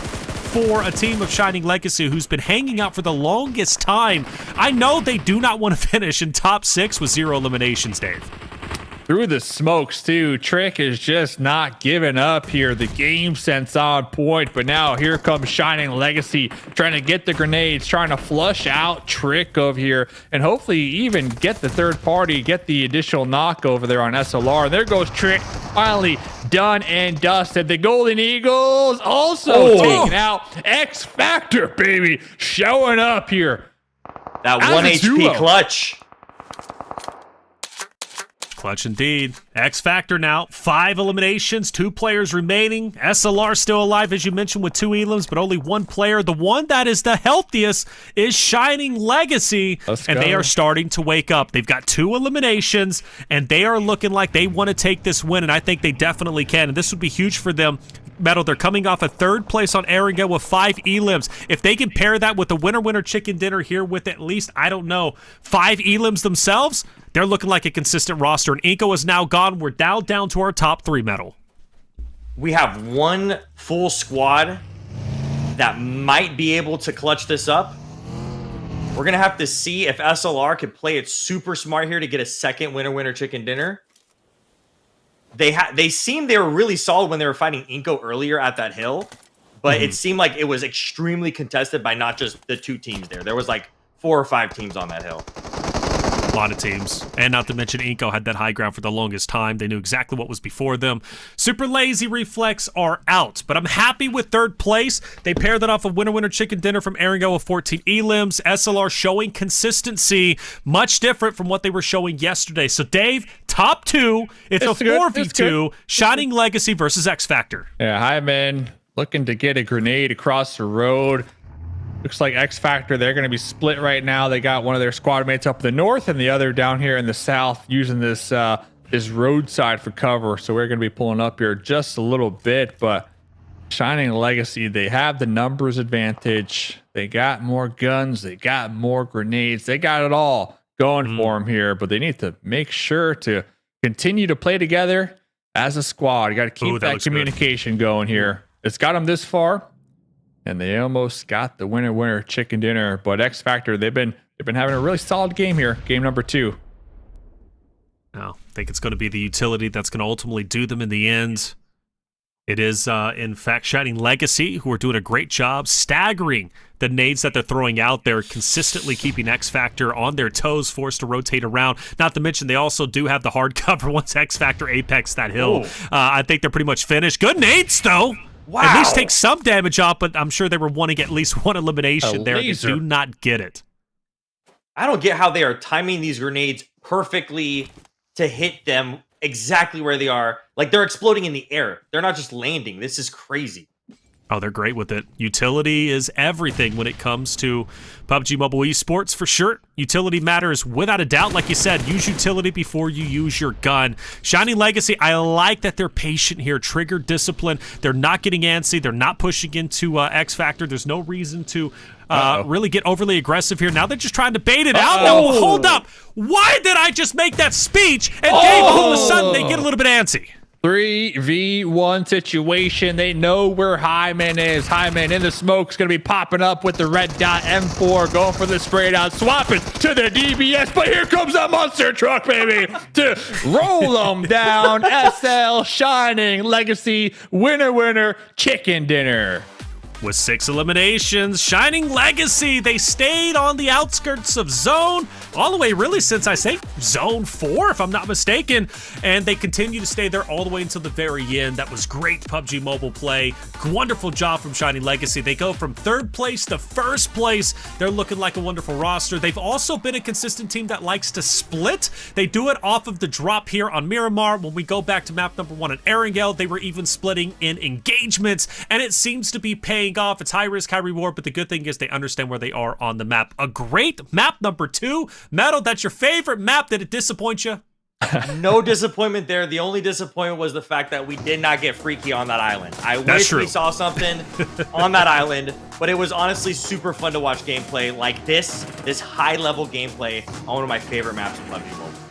Oh, this is the Spider-Man clip, I believe. As we get a little bit longer, or who was it? It was one of the players who ended up going onto the ledge, and which I thought was absolutely brilliant. It didn't work out, but at least it was a good effort a little bit later on. But good stuff, obviously, for Maryland. They do a little bit better this time around than they did in game number 1. Granted, still 12th place with 2 eliminations, but they showed more life. They were eliminated off the initial fight. If you go back to Erangel, straight out of Nepal, though, Blaze, you were saying his name quite a bit throughout this map, Dave.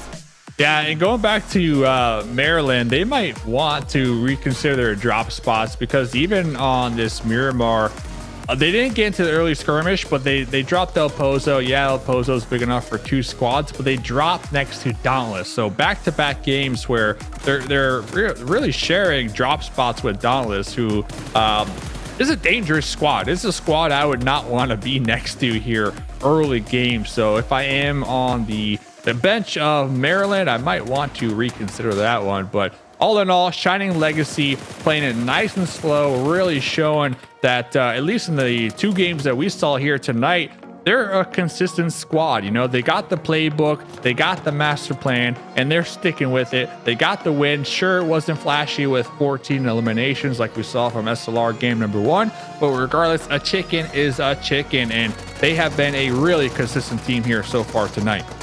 Yeah, without a doubt. And shout out to X Factor, too, with that 2nd place. That's a big game coming out from them.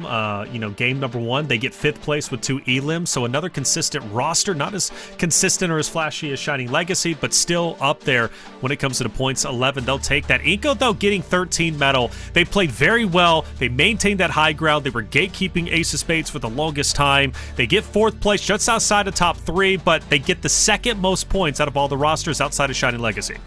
iNCO could have had an insane game if they were able to make it all the way to 1st place, but they still had such a good game with those 9 elims while they were staying on that giant rock that they were using as their cover.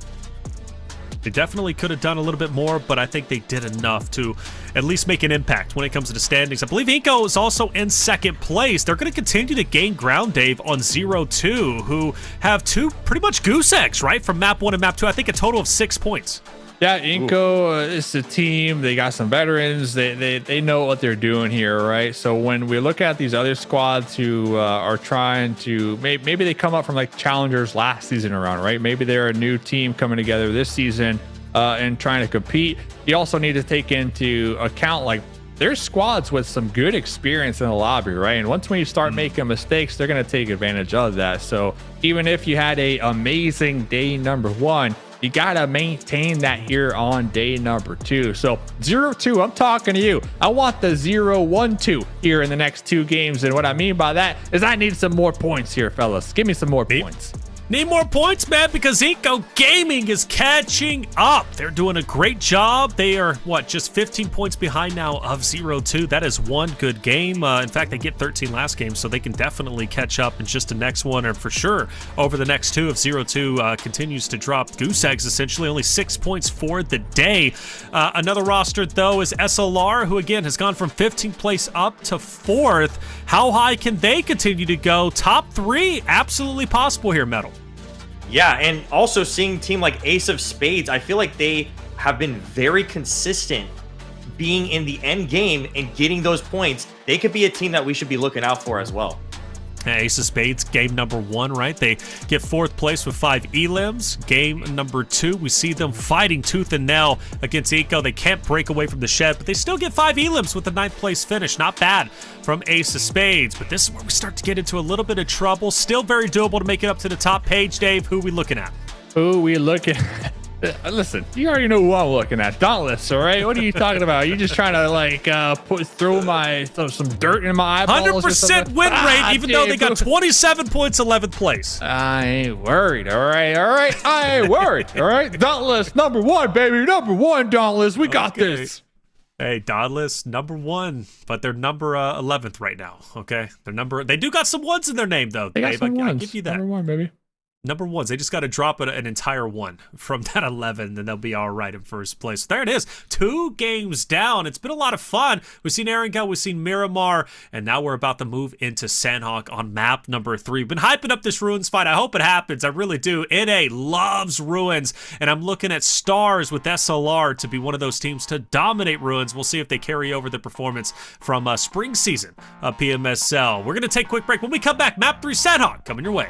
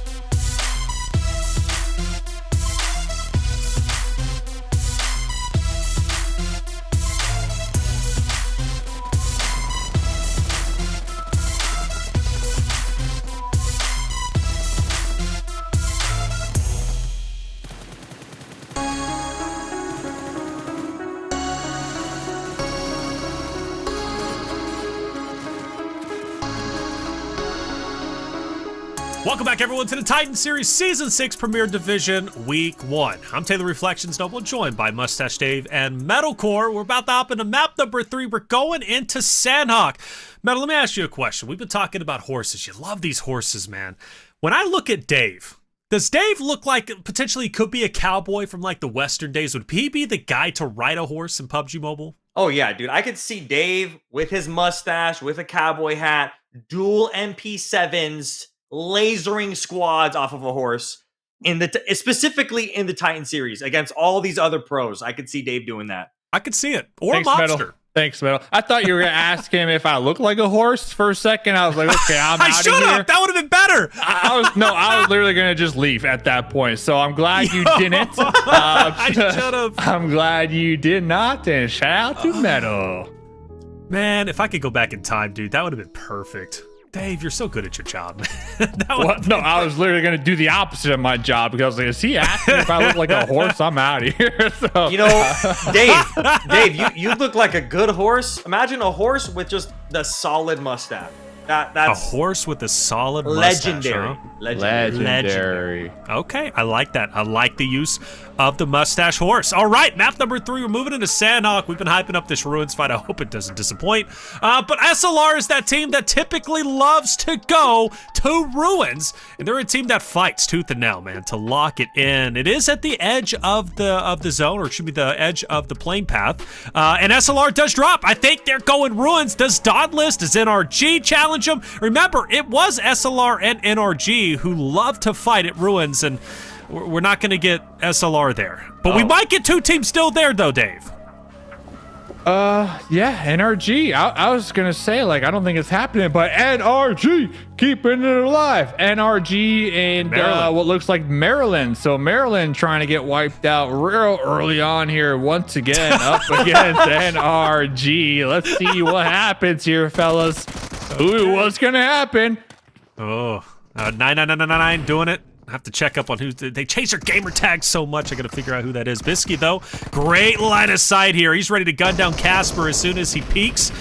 Jay Weezy, though, with his off angle, also looking to get somebody, and nobody's dropped it, which is highly surprising. I was expecting some first bloods there, especially with all the shots, but everybody's just missing, like the villains in every movie, right? They can't shoot straight, and the villains right now are Maryland and NRG. Nobody can hit their shots here, Metal.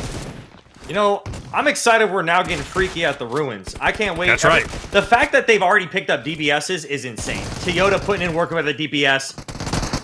Boom! Almost weapon swapping, making a clean clip, but I cannot believe how many people already have shotguns equipped. That's right. This is crazy. Look at that Casper going off. Baby Tang, Casper taking down another one. Bisky also down. Jay Weezy able to pick up Baby Tang. Jay Weezy gets the full finish. He's down to a sliver of health, and Maryland's full sending through the choke point. Jay Weezy still challenging. He looks like he needs to actually goes from behind. It nearly works, but it doesn't end up paying off. And Dave, you're eating your words, man. Maryland looking to go on earth. Yeah, you're eating your words. Thank goodness, because back-to-back games, Maryland didn't lift a finger. So Casper coming out on top. Casper used to be on NRG. That's so right. Casper getting some revenge right here in the Ruins. So Maryland, sure. Listen, you won the fight, you won the battle, but let's see if you can win the war now. And that's getting the winner chicken dinner with this newfound momentum off of the rip. Sure. Well, think about it, though. They do walk away with 4 eliminations, 3 players. So they can make that work, at least as far as I'm concerned.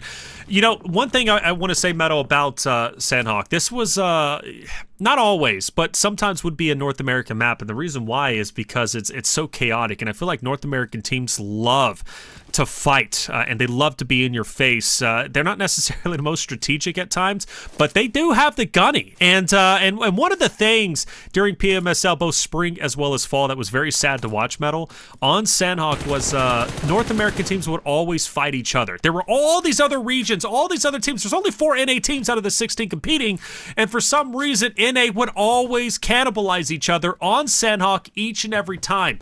But point stands, North America, Sanhok, they love it. Were they specifically fighting in Ruins? Is that just where like North America likes to dwell? 2 of them. Two of them, yes, and then they would rotate out and typically fight the other North American team. I'm telling you, all 4 of them would fight within like the span of 5 minutes. It's ridiculous. These early fights are so bloody and so brutal, and I'm wondering, like Dave said, Casper, was he the teammate that was on the opposite team that he was fighting? Yeah. So I wonder what goes through your head. Like, you're like, wait a second, I know these guys. I know how they play, you know? Right, Or exactly. does it make you panic more because you're like, oh, I know how they play, you know? It's it's always a crazy circumstance because, you know, as big as this game is, the esports scene is definitely very, you know, close together. A lot of people know each other. Sure. Definitely do, especially at certain levels, depending on how high you go. There's a lot of roster changes. In Titan Series, you'll see a lot of roster changes taking place because some of the guys are coming off of PMSL. Maybe they didn't make it to PMGC, right? So they're like, okay, we need to figure things out, change things up. Let's see if I can play with these guys and maybe make an impact, make a difference. And why not? I mean, there's $20,000 on the line, Dave. Yeah, there's one more option we forgot. It's like, or was it like, haha, gotcha, sucker. This is for kicking me off the squad. That's true. Revenge. Yeah. Revenge. We didn't see any crate shooting. We didn't see any crate shooting. So maybe there's love there still. Maybe there's a little love. Maybe there's a little love. But yeah, so they're going to be holding down runes here. Dauntless. They're going to be a little north of the runes here, looking for Dauntless to really start to fire on all cylinders. Ace of Spades going to be out there on the east side, not in circle number 1. Same could be said with straight out of Nepal. So a couple teams need to make their approach into zone number 1, but for the most part, all of our squads are going to have a nice little buffer between them and everybody else here. Looking at Shining Legacy, they are as dead center as you can get without counting like the water, I guess you could say. So they're going to be playing the long game once again, holding down that position and just staying alive, you know, staying alive for that late game, showing up with their numbers advantage, and hopefully looking for another winner chicken dinner. Yeah, you know, at the moment, things are going to be pretty quiet. I think the only fight that might take place could be iNCO pushing into X-Force and then maybe even a little bit further in against Farvoice. That could be a fight because iNCO's going to have to get into zone, and X-Force is right there playing that edge. They're playing that gatekeeper role. X-Factor getting a couple of pop shots onto them. I still don't expect that to amount to much. That's going to be 0-2 who's getting some shots onto X-Factor who are just up ahead. So I think iNCO is going to be the next engagement, but even then, that's not going to take place for a little bit. But I do look at like teams like Dauntless to go against Maryland at some point. Maybe even Influence Rage, who actually might be getting into Inferno, my apologies, Esports, who might push into Maryland. So there's a lot of fights setting up, but at the moment, it's staying really quiet metal. We do have some teams that are still like only, I think, 3 teams that are outside of zone right now. This is definitely very different from the Miramar and Erangel game that we saw where everybody had vehicles. I mean, that's the cool thing about Sanhok is the fact that there's less vehicles and you really have to use that strategy when you are playing this map. And I love seeing the way these players are using crazy, just like micro strategies. Like earlier, there was a fight. I think it was one of X-Force's teammates. He got lasered a little bit and he didn't want to use all his big meds. He's like, I'm going to use my little meds right now. Because that's thinking, oh, well, maybe I might not be able to loot. This is all I've got. And it's crazy to see the strategies that these teams implement depending on what map they're playing, depending on, you know, the scenarios and the situation. So, you know, it's really, really cool to see the way these teams are playing depending on the map. I mean, we only see like a few vehicles on this map list right now. Yeah, and that's because it's Sanhok. I guess, Dave, it's almost better really to go on foot at certain points on this map.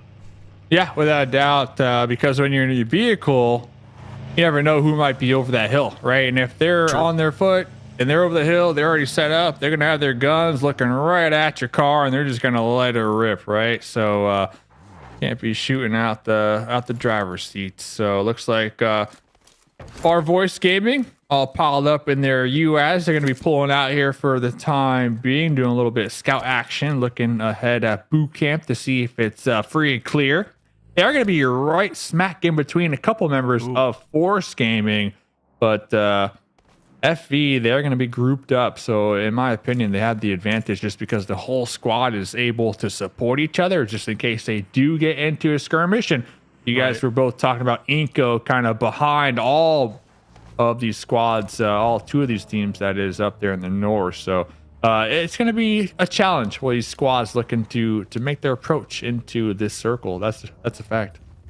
I do look at X-Force, curious how their split's going to work, because you've got one who's all the way at boot camp. You've got Bebe, Alim, who's going to be up top. Free Point's kind of by himself. He was spotted by Farvoice, excuse me. I was surprised they didn't push into him. Granted, again, you don't know what's over that hill, kind of going back to the car talk. You don't know if they're going to find the rest of the roster over there. You could be walking into a trap, essentially. But their split is going to come together slowly but surely, but they're still going to be split, and in the middle is going to be Farvoice. So that's going to be an interesting fight if it ends up going down. But as I said before, things are going to be still relatively quiet. Nobody really fighting, which, Dave, this is kind of unique. You know, on Sanhok, I'm used to like 2 or 3 teams being eliminated by now. Oh, you're going to get it, man. You're going to get it, all right? Oh, I know. You're going to get it here. But, yeah, I mean, we saw the hot drop, and Runes and Maryland really haven't moved the muscle since then. Honestly, they're just happy to win a fight here tonight, so they're going to be holding it down.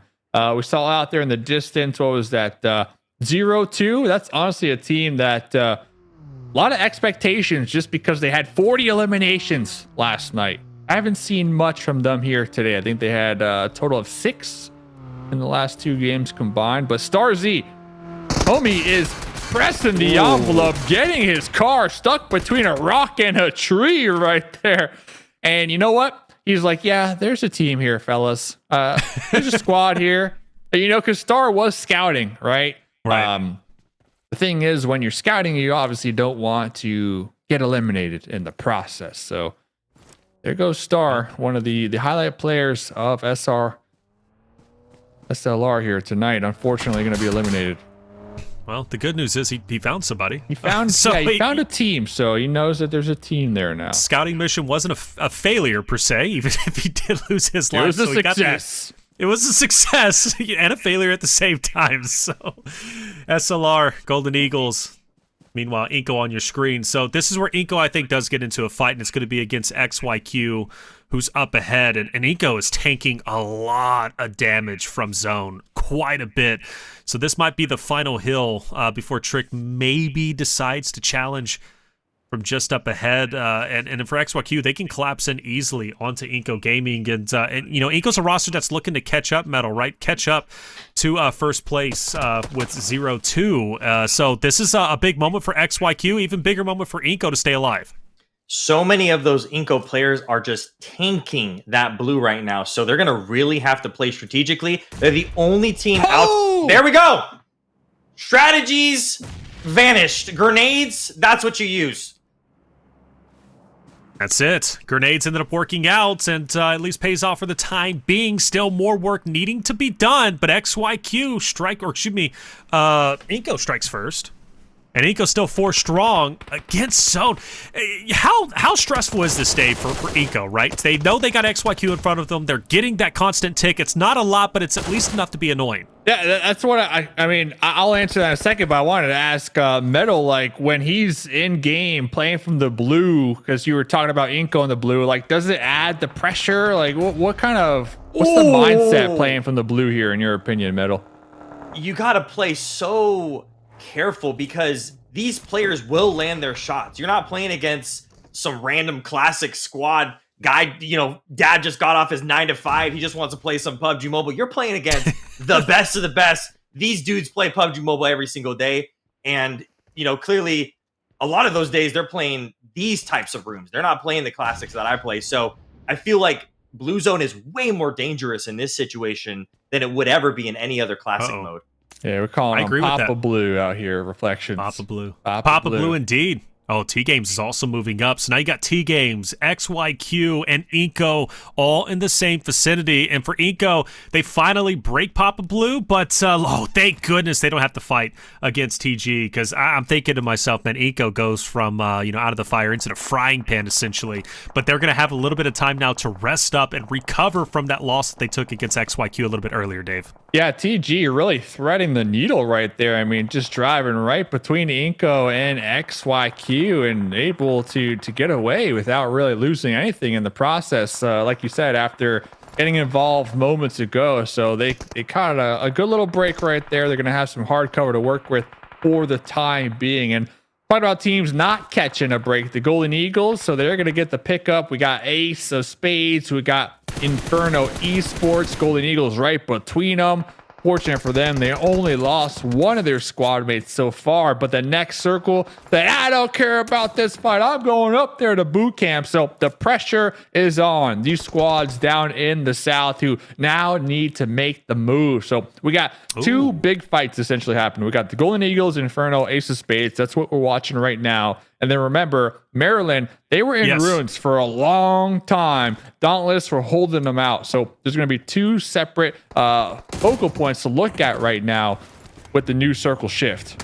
Oh, Dauntless was able to pick up Becker, but Tensa will also fall. Maryland managed to take down a Dauntless member a little bit earlier, so they at least make them bleed a bit, but Dauntless ultimately wins that fight. So once Maryland moves out of ruins, they only get one more elimination out of their good effort.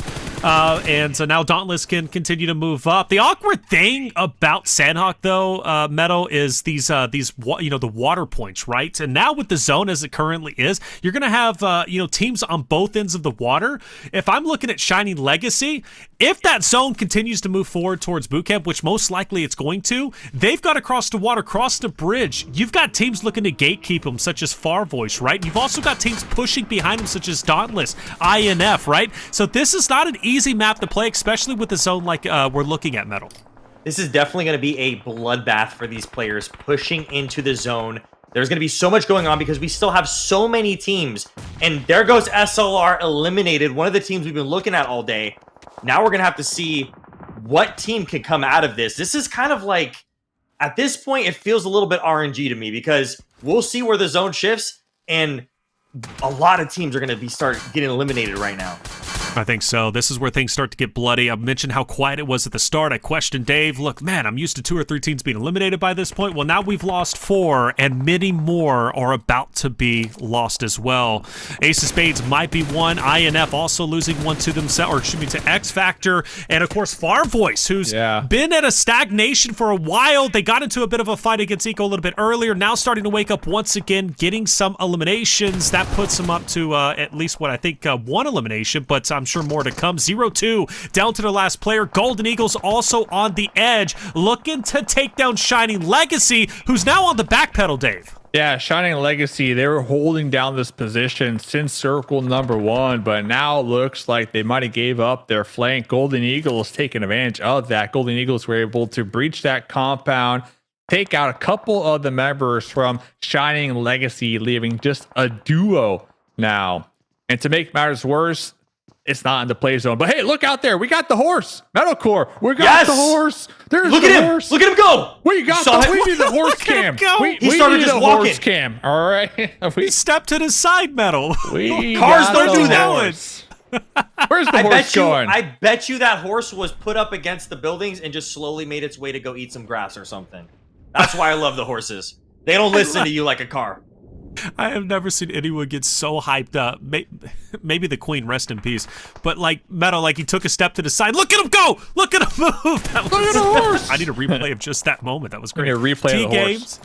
Saw them thread the needle a little bit earlier to get inside zone, and they might have to do it again. X Factor above them. They know that zone is going to be just behind them. They're now going for a res. This is definitely going to test what TG is all about because X Factor are looking to take them down as soon as they pass just up ahead, and they've got to go uphill. So TGames, like, tough spot, Dave, for them to get out of. X Factor looking to gatekeep them. Yeah, X Factor looking to get some eliminations. They got the high ground. They see the play that TG is trying to implement here, work their way up the hill with the smokes. And it looks like Malcone is going to be connected on right there. And X Factor with the boulders, the alternate angles, the additional height advantage are just going to be able to pinpoint all of the squad mates from TG right now, leaving just a duo. And they are struggling. Papa Triste was able to survive, trying to get the off angle, but honestly, Papa Triste is playing a solo mission at this point, in my opinion, and there they go. So X Factor getting some eliminations here. You'll love to see it. And Meadow, you can see how punishing the zones can be, more specifically how punishing innocent rotations may seem, but X Factor, right? TG keeping them at bay it's so tough to play at the top competitive level. What might be an easy rotate in classic game mode, right, in your regular games, might be impossible at this level. Oh, most of the time there's like one team left in a zone like this. So it's rare to see zones with so many teams fighting for just the inches of ground. It's like a crazy battle that these teams have to put out here at the very, very end game. Use every single utility that they got. I feel like you start seeing more and more use of everything in moments like this, in these stages of the match. But I'm so surprised that we're seeing a boot camp end zone. And I've also, I mean, previously I saw people were swimming and drowning trying to get in the zone. Esports, baby. They could have used the horse. I don't know why they're drowning, but I think it's because they don't want to give the other teams elim points. That could be. Yeah. And speaking of elim points, he said, no, you're not drowning. I need that. You're not taking yourself out. I'm taking you down, okay? I need that point more than you need the L. 4 teams left, and Meadow, if you had to give your patented headband away to one team that's going to take it all here out of the 4, who you giving it to? Looking at zone, honestly, it could. Oh wow, this is headband's a little, on the line here. Yeah, I gotta make sure as well. Sign. Sign. Yeah. Oh, my horrible signature, bro. Me too. When they ask for my signature, honestly, XF has the high ground, but they are in zone. They are barely in zone, so I'm gonna have to give it to them until we see what next zone's gonna be. We got 4 teams here. Straight out of Nepal, now they're center zone, right? And they've got 4 members up. Let's keep that into account too, Metal.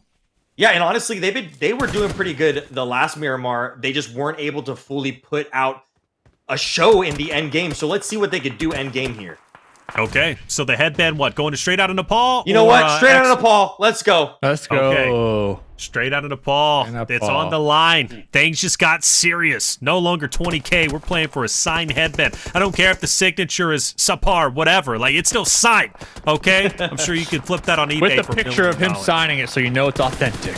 A video and a picture, so it's authentic. Well, there it is. I'm glad I didn't do. Yeah, sorry. Oh, sorry, X Factor. Glad you didn't choose X Factor, okay? Because they're out, and now we're down to our top 3. So X-Force, XYQ, and straight out of Nepal. Now, the thing that's interesting is X-Force is on the opposite side, but they're being gatekept. The smokes are out. We talked about how important those smokes are, but now he has no more left, and XYQ hasn't been the line of sights, and really all X-Force can do is just kind of sprint towards cover, and I don't even think that's going to be enough, Dave. Yeah, X-Force, they are dead to rights. You got 2 squads looking to get these eliminations on you before focusing on each other. Valak actually going to be popping out of their safety and comfort of the hard cover, trying to pinpoint where free point is to get the free point here. But it's heating up here. So we got straight out of Nepal, metal cores, headband sign, video, everything on the line. We got XYQ. They are down a member. They're going to be down Trick. So they're going to have the numbers disadvantage. But straight out of Nepal, 7 eliminations so far. We saw Blaze last game really putting on a good show. So we know Blaze is feeling it here tonight. And now it comes down to this. Just 2 teams remain here. And guess what? No more circles. It just straight up centers up from here on out. So XYQ with the off angle straight out of Nepal, though, knows exactly where they are. It is a 4v3. A little bit of hard cover still there for straight out of Nepal. Granted, that fence line is putting in work for XYQ. That shed, though, it's about to become a death box. If the nades connect, and they absolutely do, straight out of Nepal will take the win. The headband goes to them with 10 eliminations, and good on them. The highest placing they got was 11th today. So they go from a high of 11th place to now a winner chicken dinner in game number 3 with 10 eliminations plus the headband medal. That was a good call. You know what? You can never judge. You know how they say never judge a book by its cover. You can never judge a team by its placement on the leaderboards. Love to see that. Guys, if you want a blue headband, red headband, I got a couple different colors. Let me know. One teammate, though. One of your teammates will get the headband signed. One of the teams. What? Hold on. I thought we said 4. 1. 4, bro. I barely got 4 myself. You don't have to get a medal. If you want to, you do it. If you want to send us one, you can. Dave's forehead. Actually, Dave's forehead's not too bad. I'm not gonna lie. It's not shiny. It's not. Listen, as they say, you can't judge a horse by the hay it eats here, Reflections. All right. And we saw the horse here this game putting on a show.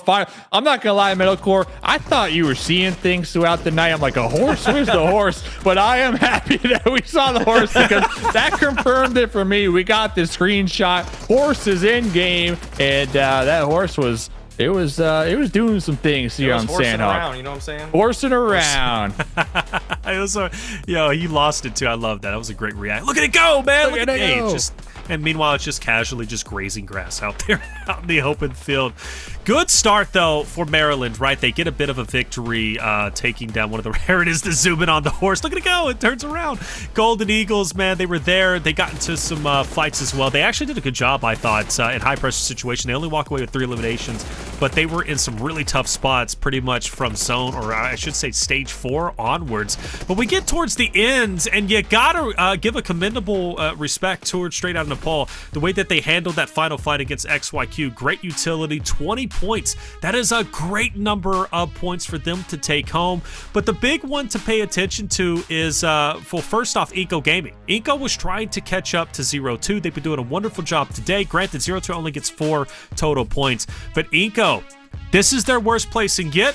They've got to finish off strong if they want a chance to overtake first place. But Straight Outta Nepal, big wins, Metal. You got to give it to them. Congratulations on the headband. Honestly, it's crazy to see some of these higher ranking teams from day one. Like you said, once they're on the broadcast, it starts getting a little bit crazy, and we're seeing them not perform as well as we would assume. Even from game 1, we've been looking at Super Lazy Reflex. They got 0 points that game. And that's how important just getting your placement elims can be in a tournament like this. Oh, yeah, without a doubt. And it's about finding that balance, too. You know, finding the balance between placements and eliminations. And Straight Outta Nepal had the best of both worlds there. 0-2 will break 80. They currently sit at 82. iNCO Gaming needs a pretty standout game on Erangel map number 4 if they want to try and overtake 0-2 in first place. Either way, you cut it. They're going to be in a very comfortable position.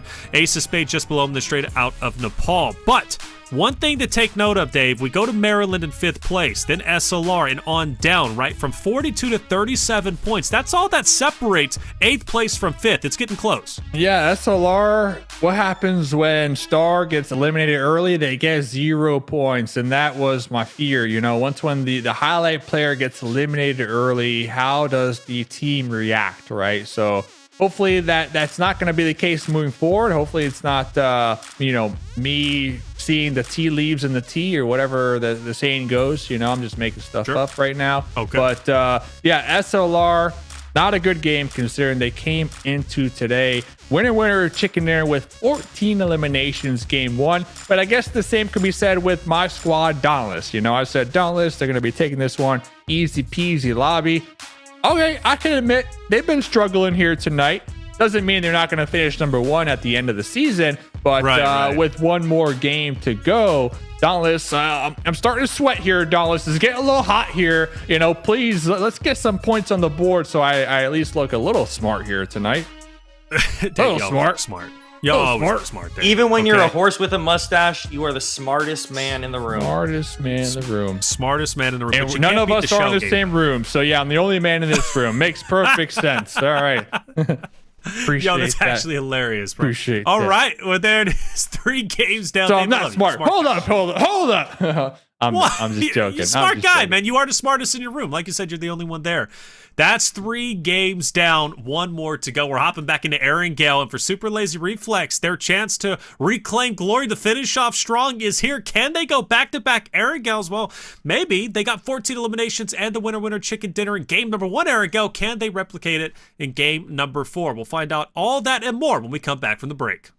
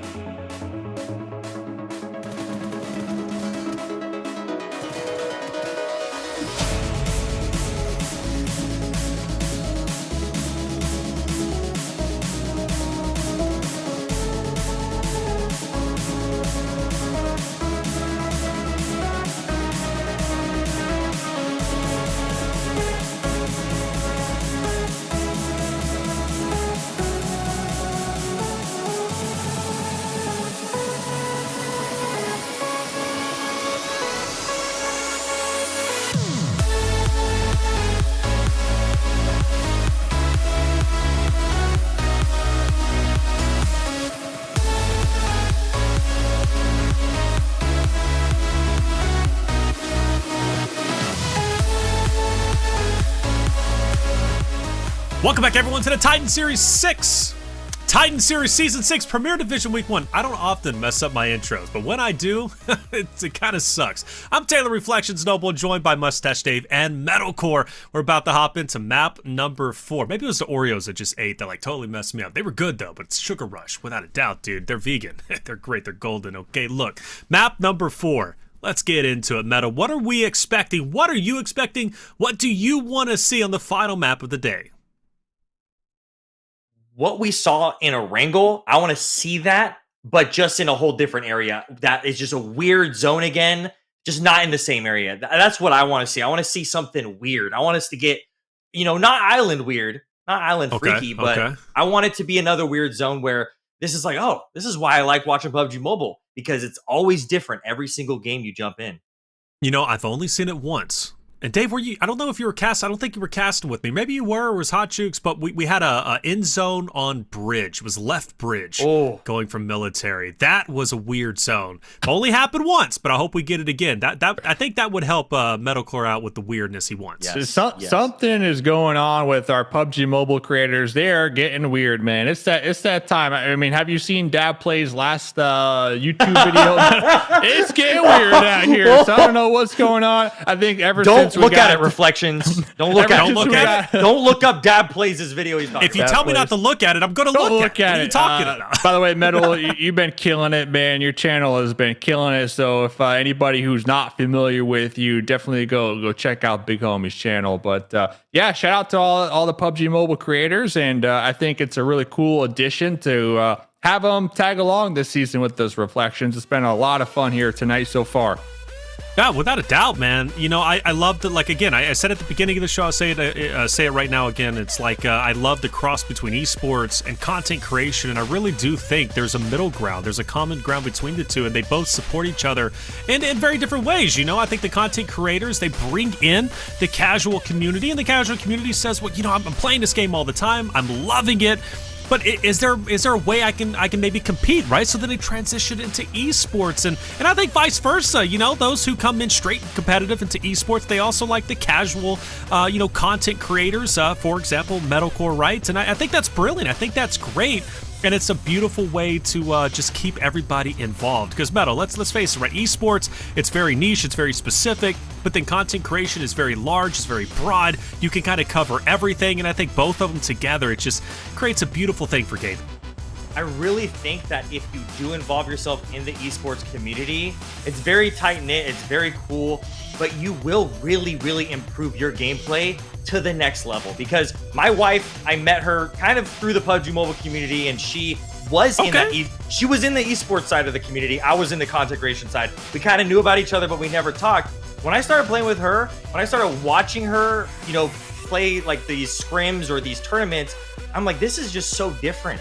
And when you start changing your mentality as just a regular classic gamer, and you watch these, watch something like the Titan series, we watch these gamers play and do things that, like in Miramar, I saw these guys jump on a shed that I thought you couldn't even get on. They are doing things at a professional level, and us casual newbie gamers can really take a lot from that. We can really learn a lot from these esports players and the hours and hours of dedication they put. They know these maps like the back of their hand. So you really... And they horse! Horse! No way. Yes! Yeehaw, partner! Here we yes! go! Whoa! What's the gravity? Are we on the moon? You just jumped over two crates. Last update, there was double jumping horses. It was a double jump horse. So this is just a basic horse, This is just This is a basic horse? This is a basic horse. How high can they go? Can they jump over a tree? Maybe. If you calculate, not this one, but there was a double jumping horse. And you know what? Okay. When I got on my horse, it's it's purple flames. I got a crazy looking horse. Oh, well, for Aleem, it's nothing but flames. He's burning up. He gets taken down. And, well, you've got the competition now starting to push in on him. And from a horse to nades to 0-2, waking up. Well, it's about time, it seems, but it doesn't mean that they're thriving. Foops will also drop himself. Capri will pick up another. And it's not a clean fight, but it is the first time we're seeing 0-2 at least do something, Dave. Yeah, you hear the horse coming, just grenade yourself, honestly, at that point, because you you are in trouble. So let's see what can happen. X-Force down to just a duo here. Bebe and Free Point. Bebe with the DP. Pronin right now, anticipating the push out right now from 0-2.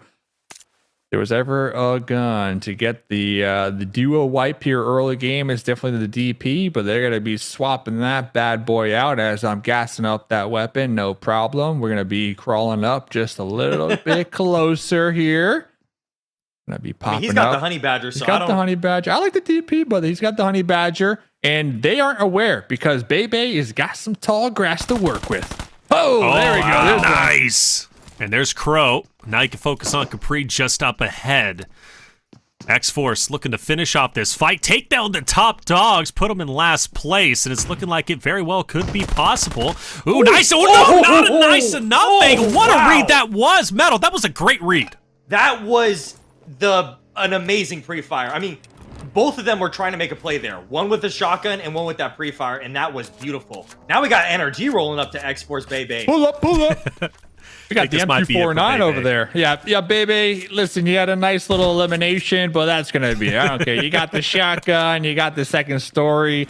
Free Point is on the approach. Ooh. Nice little Molotov right there to stop the push. Oh, there's a shotgun slug to the dome right there. But this is NRG. NRG, I guarantee you, they're going to be getting this one in the bag here. And Jay Weezy, by the way, is J7. We love our J7 plays, and 999 is 24K. J7 takes down Bebe, says your time is up. X-Force is eliminated. We also lost 0-2, but you got to give credit to X-Force with the 5 eliminations. The plays from Bebe were great. He put up a fight to the very end. You love to see that. And for NRG, Metal, this is a team that I want to see step it up. They've been hit or miss over the last 3 maps. This is the map I want to see them finish off strong. Is this one of the teams that Dave was hyping up? I think Reflections, but here's the smoke cannon, by the way. But NRG, there was, and now it's gone. But they're a team that's been in competitive for a hot minute now. They've had I want to say they've had their shining moment, and then it kind of dissipated when it mattered, right, on the main stage. So it's a rebuilding phase right now, and yeah. Oh, look at that! He keeps recalling his horse. He used the horse flute to recall. There's a horse flute, Reflections. Are you serious? Yes, there is a horse flute in your inventory. When you get on the horse, you could go, and then... Yeah, I'm not even joking. You must think I'm joking, but I'm not joking. Metalcore, listen, when you say something, I take it as religion, brother. I believe every word. Goodbye okay, don't use that to your advantage. But Metalcore, I believe you. If there is if there's a flute that goes... And it calls a horse? But how many horses can you recall, man? Is it only one? Just one. Okay. It's not like all the horses in the entire Erangel. How cool would that be? How cool would that be? X Factor, super lazy Reflex. X Factor's pulling up. They're pulling up deep, and SLR seems to be into some trouble. And in fact, they're already gone. I wanted it to be a strong ending, but now I'm starting to see how yesterday went for them, Dave, right? They finished off with only 9 points. Today was a lot better, but it's off the back of one game. That one game was pretty much all we got from them. Granted, game 2, they get 3rd place with 2 eliminations, but SLR... We know with the Stars roster, they could be highly inconsistent, and I'm afraid we're starting to see that. It's only 2 days in. You know, I get carried away. I'm sounding the alarm bells, but, SLR, inconsistent. Bells. Yeah, you know what's even crazier is I just read the rule book. If you win a game on the back of a horse, that's the tournament right there. You get the $20,000. Stop, don't do that, because chat's going to take that to the bank. Oh, no. Okay. A new rule. Oh, it says by Metalcore, by the way. Hey, Metalcore, you can edit the rule book, man. Oh. You know, I gotta say, that was for a headband, not the entire tournament. Apparently, it's not a flute. He whistles to call the horse. He whistles. No, who said that? Who said that? You want me to call him out? I'll call him out. It's a flute. It's in your inventory when you get the horse. You know what? We gotta stop horsing around. Is the horse guy here. He's got a video on his channel about it. I think he knows a thing or two about horses. Speaking of which, what's the next video with horses? Because I'm interested in one. How high can a horse go? What can you truly jump over when it comes to a horse and the double jump? You know, with horses, they got no fall damage. You can jump off a whole mountain and they'll survive. So I don't know about cars. Cars are last year's meta. That's it. 2025, all about the esports horses, baby. And I'm looking there we forward to go. it. Okay. We got some little box extra shooting. shots. Little extra shots. You know, it's kind of crazy. This game, a lot of teams are getting eliminated very early on. We're seeing a lot of early fights in this match. Maybe because it's the last match of the day, people are getting a little anxious, they just want to get that action. But we're seeing some fights that we did not see for the first 3 games. And you know what's even crazier? Reflections is I don't even think I paid attention to any of that, man. I've been thinking about the horse the whole time. Hey, Meadow, you got to keep Dave on track, all right? That's the you got to truth, keep Dave man. on track. I've been thinking about the horses the whole time. He's been thinking about a horse with a mustache. That was about to say, dude, we're on the same wavelength, man. He was thinking about the horse with the mustache and the cowboy hat he could put on, along with the Takova's boots. Like, he's about to go all out, brother. All out. But you're right. Metal, for what you said, you are right. You're starting to see the teams get a bit more loose, and I think it's because it's the final game of the day, especially for those rosters that haven't done anything over the past 3 maps. They're like, well, dude, let's risk it all. And after all, we do have 2 more weeks, right? We got 2 more weeks of the qualifiers. If we can at least score top 10, we're going to be okay. That's the goal. First place is great, looks strong, and the bonus points do matter. I want to keep that in mind, and we'll talk about that as the weeks get further along towards the finals. But regardless, though, top 10 is the goal. So certain teams do get loose, Metal, and that happens, right? Sometimes it's the first map, sometimes it's the last map. I love to see it, though, because I love seeing these really action-packed fights with these very strategic teams, because all of a sudden, strategy out the table, let's just start sweating on each other, 1v1, 4v4. You see stuff like that running into each other. I love seeing the very last match because you always see some craziness, like, ensuing. Definitely. Oh, that zone. I like it. It's not weird, okay? It could It's be. not weird, but it can be if There's it a goes to that left possibility. side bridge. Come on, PUBG Mobile. Let's see how freaky you could get. Oh, here we go. Open fight. Scottish moving in. Scottish has been a great player today. He's had some highlight moments, and he's taking on an entire roster by himself, and he's making it look good. He's going to manage to drop yet another one, get the full finish, but his job's not done. He'll continue to get challenged, and finally, the car will take him down, but not out just yet. Nate can still make something happen along with SNX and TG. Losing players left and right. Gotta be careful. Actually, shoot, they got all 4. That was thinking about INF. But regardless, for Nate and Scottish, do they have what it takes to get out of this situation, Dave? Yeah, it looks like we are going to be getting the pickup over there onto FV, so Scottish should be revived, and honestly needs to send some flowers because INF with the third party really forcing TG to pump the brakes. Here comes Nate with the M4, but now the mini red zone from TG. Scottish going to be up, back on his feet, going to be cooking it, going to be tossing it. Let's see, baby. And that is going to be applying some pressure, some damage, but Scottish not done yet. DBS in hand. We got the shotgun battle happening right now, fellas. And there goes Scottish with another one. I'm thinking I'm Scottish now at this Here point. comes He's making me a fan of an entire nation. He's not even from Scotland. I don't know. Don't fact check me on that, okay? Please don't. But Scottish is looking great. 3 eliminations. That open fight was incredible. Nate got him back up. In fact, yeah, gotta shout out the entire team of Farvoice. This is the best fight I've seen from them yet, Metal.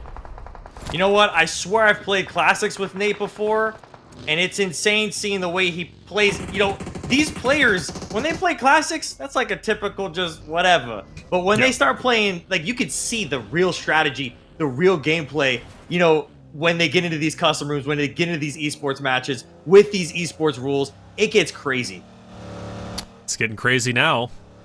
Throwing, we know him, he's Coops. He's moving up. He's on the hunt.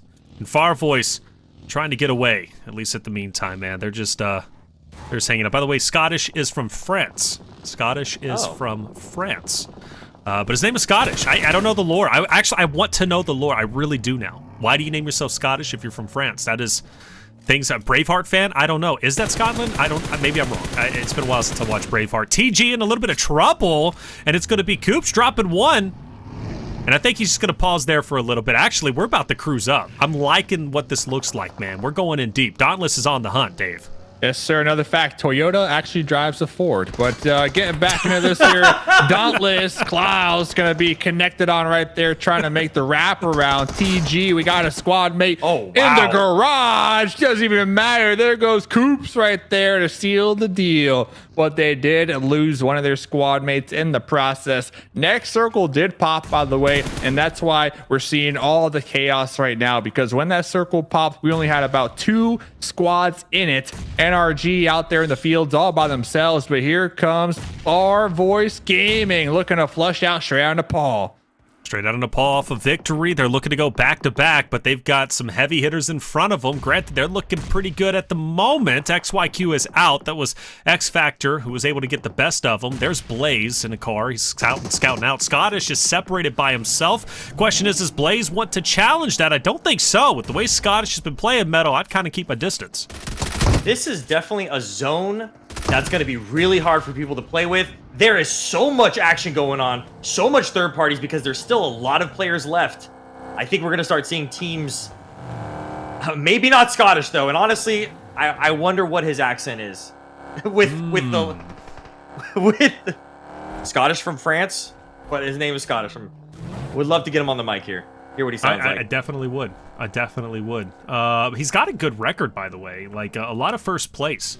If you look him up, he's done incredibly well. He's been on some great rosters in the past. Twisted Minds is one of them, by the way. He was on Twisted Minds during the PUBG Mobile Championships in 2024. He's earned a lot of money. I think he's earned more money than my entire esports career. So I shout out Scottish, man. It makes sense. Shout out Scottish. Hey, he's playing well, and it makes sense. He's got the pedigree to back it up. This is a quick lobby. A lot of teams have already dropped. It's kind of night and day compared to the first Erangel, and it goes back to what you were saying, Metal, about the teams getting a bit more loose, right, and playing a bit more reckless.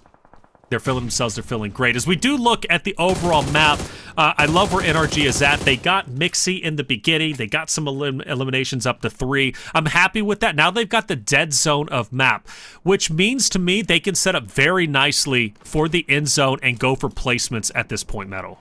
This is where you're going to really have to use those vehicles if you do have them, because there are some little hay bales in this area, but it's going to be a really, really, like, we're going to see tons of smokes, tons of vehicles, blown up vehicles. I feel like this is going to be a really cool end zone from a viewer perspective. But from a player's perspective, you're like, no, guys, we got to go.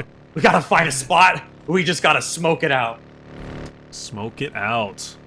Give an update. Scottish is by himself, by the way. Center zone. Rest of his roster has had an unfortunate ending. Straight out of Nepal, though, they're still very strong. 4 strong, in fact, with 4 eliminations. Looking to go off of, or be our first team, anyways, for Titan Series Season 6 to go back-to-back wins. Very possible. And for Dauntless, inside the shed. Dave, we've seen so many teams resort to go into the Shed of Doom, and I fear that might be the result for Dauntless. Yeah, they might be able to survive a little longer right now, just given the fact that there's a couple teams in the area also looking at this shed. So pushing this shed is going to open you up to the third party, right? So for the time being, Dauntless should be able to survive a little longer. Will they get the win? Most likely not. Can they get a couple more eliminations? Yeah, sure. That would be the best case scenario. Currently sitting on a total of 5 here. So looking around Dauntless, though, you got Scottish a little south of them. We can see the little purple indicator on the mini map in the top right-hand corner. Scottish to solo, and a little further out, you got the Golden Eagles straight out of Nepal and iNCO. But popping over here to X Factor on the pull up here. Whoa. Up against the Golden Eagles, wiping them out. X Factor, 11 eliminations here so far on the final map of the evening.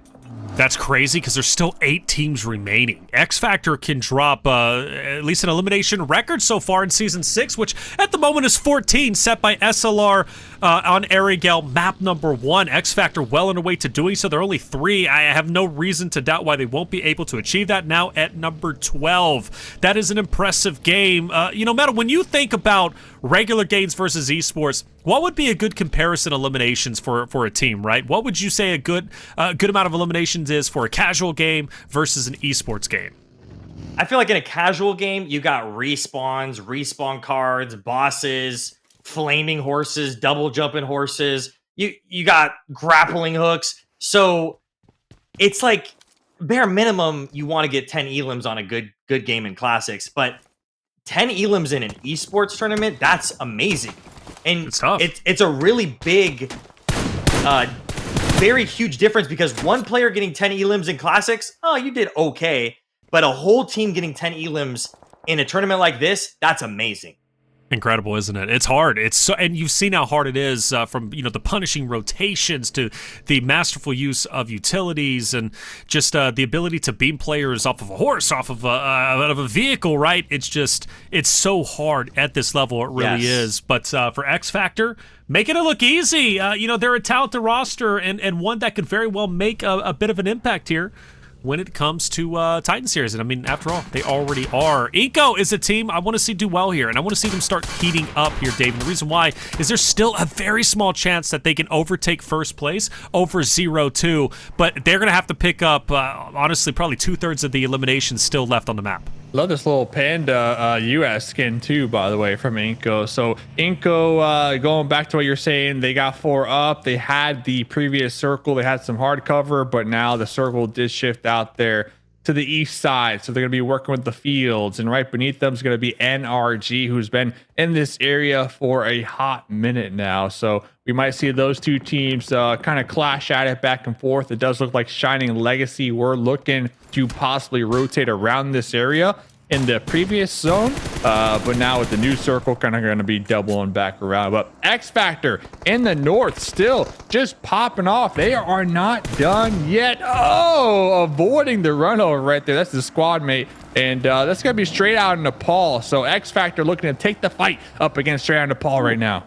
Yeah, the fact that they're taking this straight out of Nepal is impressive. We've seen how good they are. Blaze has been on fire. Straight out of Nepal has been slaying out. I cannot believe how close to... Yo, is he going to jack it? He gets in, but they spot him. Almost a 5,000 IQ play, but he gets caught out. Spence is done. Straight out of Nepal has been eliminated, and X Factor are now your elimination leaders for Season 6 Titan Series at 15, and they could very well go for a 20-bomb medal. What did Metalcore say at the very beginning? I was like, is that Chiffon's team? The homie? Yeah, they're going to do good. They're going to at least get one good game. And yeah. I'm happy to see that. I'm proud of them. 15 elims. That is it's hard. Because like you said earlier, every elimination you are fighting tooth and nail for. It's so rare that you get to actually get a freebie in tournaments like this.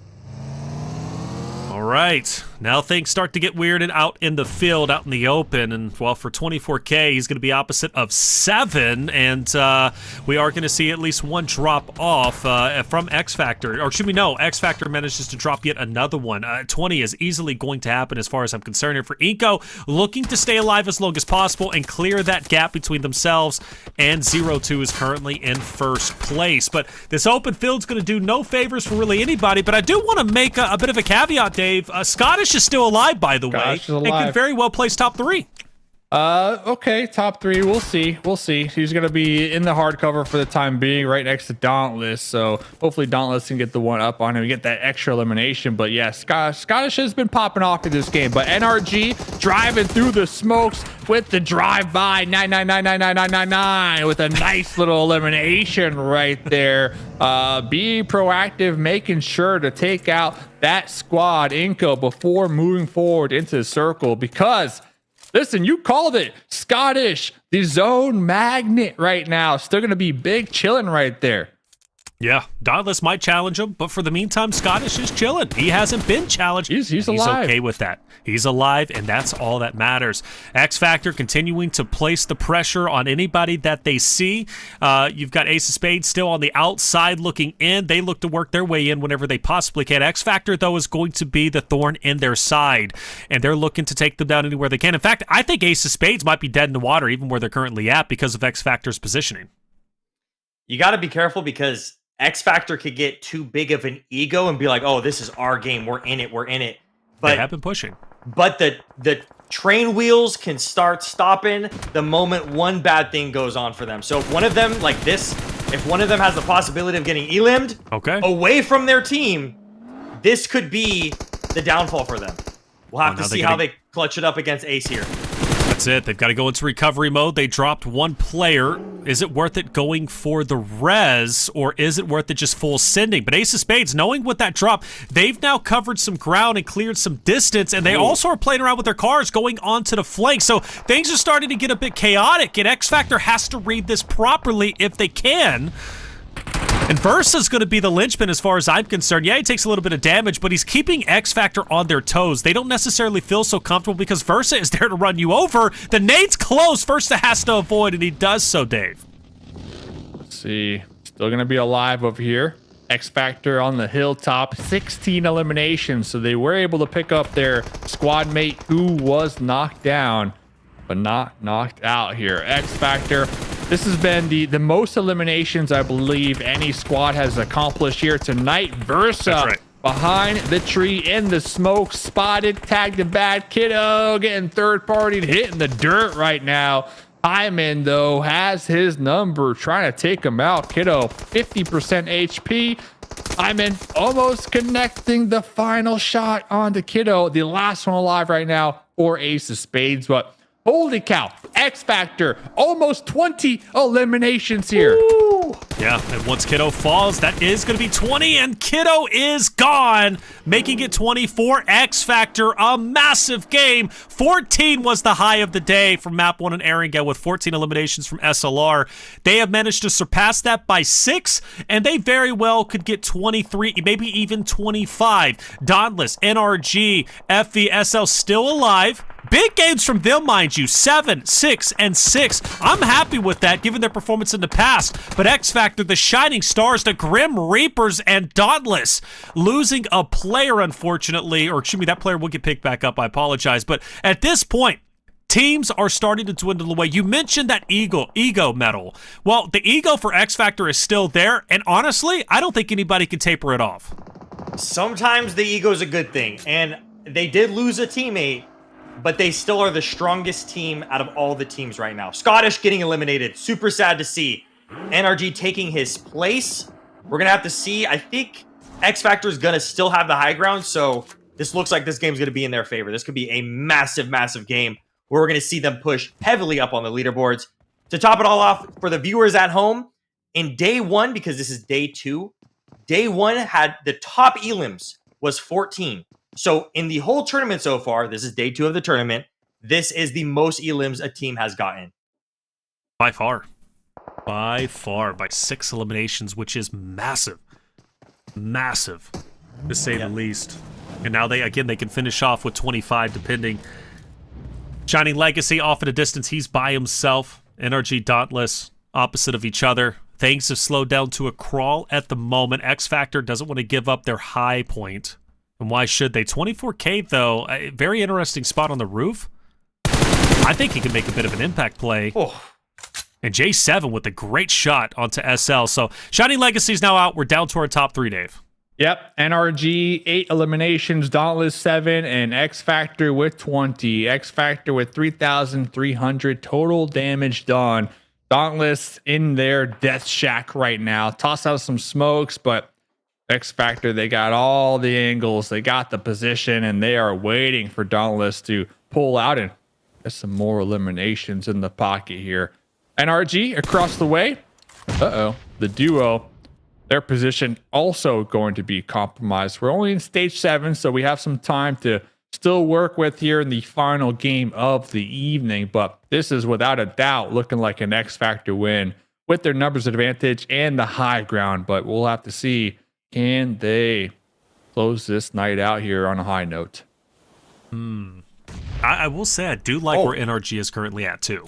I think NRG is in a great spot despite them not having the numbers with only 2. Dauntless, give or take, again, that shed is not going to be easy to break out. You've got X Factor looking right at you. Dauntless in a tough spot. They really can't leave. They also have NRG at their backside. Impossible position to be in. And unfortunately for Coops, he's going to take quite a bit of damage. You just can't get out of here. So at this point, I do think NRG is waiting for Dauntless to drop, and then they challenge X Factor. And then, yeah, you're right. I think X Factor probably does get this win based off of that. Great nade. Taking down Coops once again, but you could tell, Metal, they're just in survival mode. That nade, it hit the window seal. It did not go inside. That would have been an insane elim. Dave has been hyping up Dauntless all day long. I want to see them put in some insane clutch right now and get the win. Be hard though. No, I know. Yeah, pincered in. I would love it though. I want to see Dave get a win. I would love it. He needs one. Horse Dave, get a win. Horse Dave. They got 7 eliminations. Yeah, they're probably going to get taken out, but still 7 eliminations with the 3rd place. All things considered, it is a solid game here, taking into consideration how their evening has been as a whole. I was expecting 4 wins, honestly, from them, but hey, I still got some more stream days to see if they can clutch that one out, but they are going to be eliminated here, making this a 3v2 NRG versus X Factor here for the win. So for X Factor, NRG, top 2 position for both of them. They know it, but who wants to get first place? X Factor has managed to get up to 21. Do they want to hit 23? It's very possible, but I still think NRG's in a scary spot. I really do. Granted, Zone is going to collapse down into nothing. So both X Factor and NRG are going to have to push forward. But with that hard cover and also with 24K on that roof, I still think that's a potential power spot if these nades somehow continue to miss. I think NRG's a lot stronger here, Dave, than probably X Factor thinks. Well, it centers up, so NRG, yeah, he got the rooftop, but once when he peeks over there, his head's going to be exposed first, and Iman's going to be taking that one off. So I'm feeling the X Factor here. And there goes 999. So this is good. This is going to be an X Factor win without a doubt. 21 eliminations here. Almost 4,000 damage done. Like X Factor, other teams were playing loose. X Factor, they were locked in here in the final map of the evening. Jeez, 21 eliminations. That is crazy. Absolutely nuts. X Factor, I can't remember where they were at on the standings, but geez, that's going to be such a massive game for them to jump up.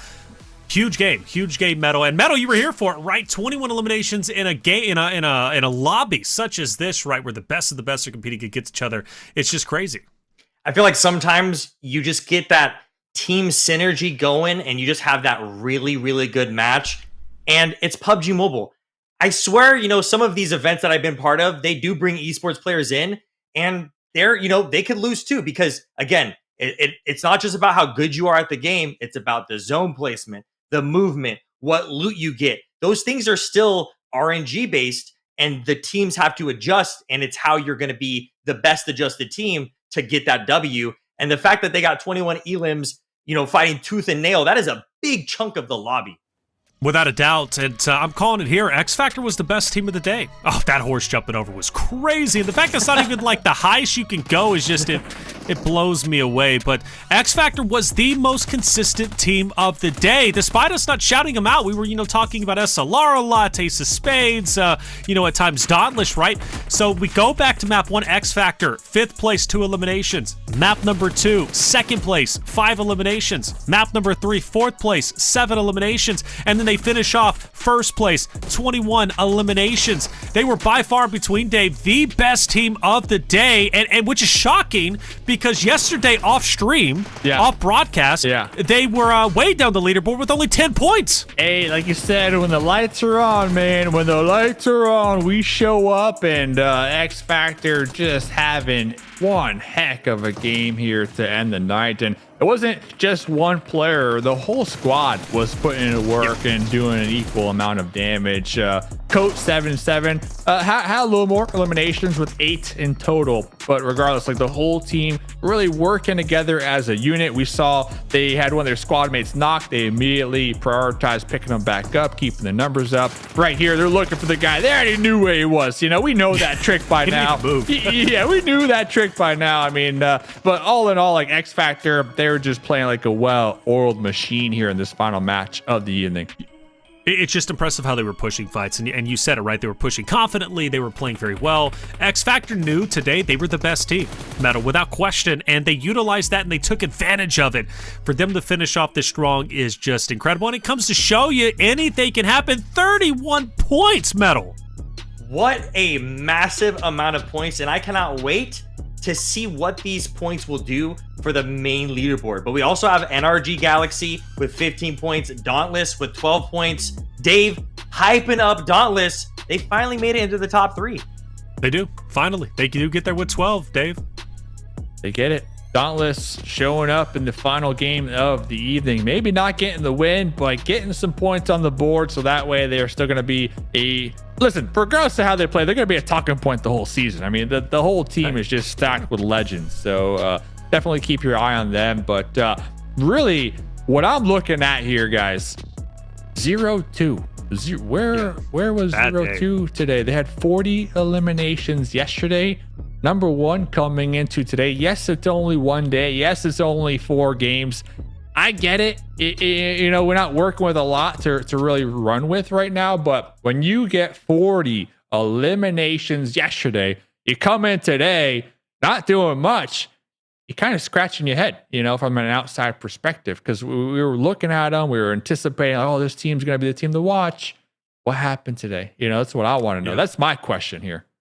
It's about consistency. You know, you get towards the finals, you're going to have to be consistent. You get one day to make it happen, one day to earn yourself the bulk of $20,000. Can you remain consistent on both days of the week, right? Because they play on Sunday. They also play on Monday, which is ultimately broadcasted. Same goes for Super Lazy Reflex, another roster that came out the gate swinging. I'm thinking, wow, this is the team that I've been waiting to see, right, when it comes to the Titan series.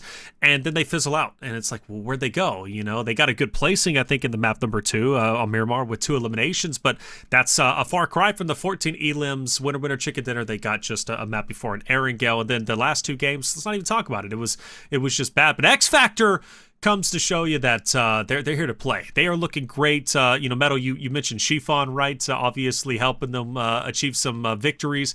And they're looking good, man. I'm liking it. Let's look at our standings. Metal, where does everybody fall? Let's see what we got here. 0-2 had such a solid first day that they still solidified their first place. But check this out. X Factor pushing all the way up to second place. I'm loving to see the leaderboard shift here. Last game, you could really see how much one game can really have an impact on these standings. Sure. It's incredible. You know, iNCO, I was putting so much of an emphasis going into the final map, Dave, about iNCO Gaming catching up to 0-2. And nobody catches up to them, right, because of their performance yesterday. But X Factor, I did not expect them to be in second place at the end of the day. I really thought it was going to be 0-2, iNCO, and then everybody else. What was that last game, right, for X Factor, honestly? I mean, 21 points. Game 1 tonight, they had 2 eliminations. Didn't really see much. Game 2, they had 7 eliminations, and I guess game 3, 5. So they've been pretty consistent all night when it comes to like placing points and elimination points. But this last match was just what shot them up, you know, put them over the top. And iNCO, they've been consistent here tonight as well.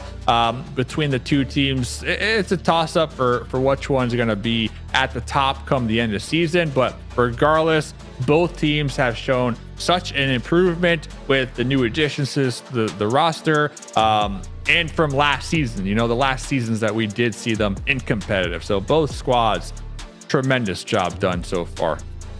Look at the second page. Good news, though, you know, harping on SLR, the reality is they do jump up to 9th place. They started the day in 15th, and they only have 9 points, mind you. So they were able to get 31 across the 4 maps, which is fairly decent, quite honestly, from SLR. And they're not too terribly far away from breaking in to the top page. They're already within top 10. So if you stop the tournament here and now, they already go to the finals. So they're in a good spot. They are tied with X-Force, who showed a lot of great promise. Farvoice, I'm excited to see them. You know, Metal, despite them being in 13th place, yeah, they've got a lot of catching up to do. But that final game was exciting. And I know we were harping on Scottish and joking he's, you know, France and what's the lore. But like Scottish really did put up a wonderful performance. Like one player can turn around your entire team's performance. And for Farvoice, I think it might be Scottish.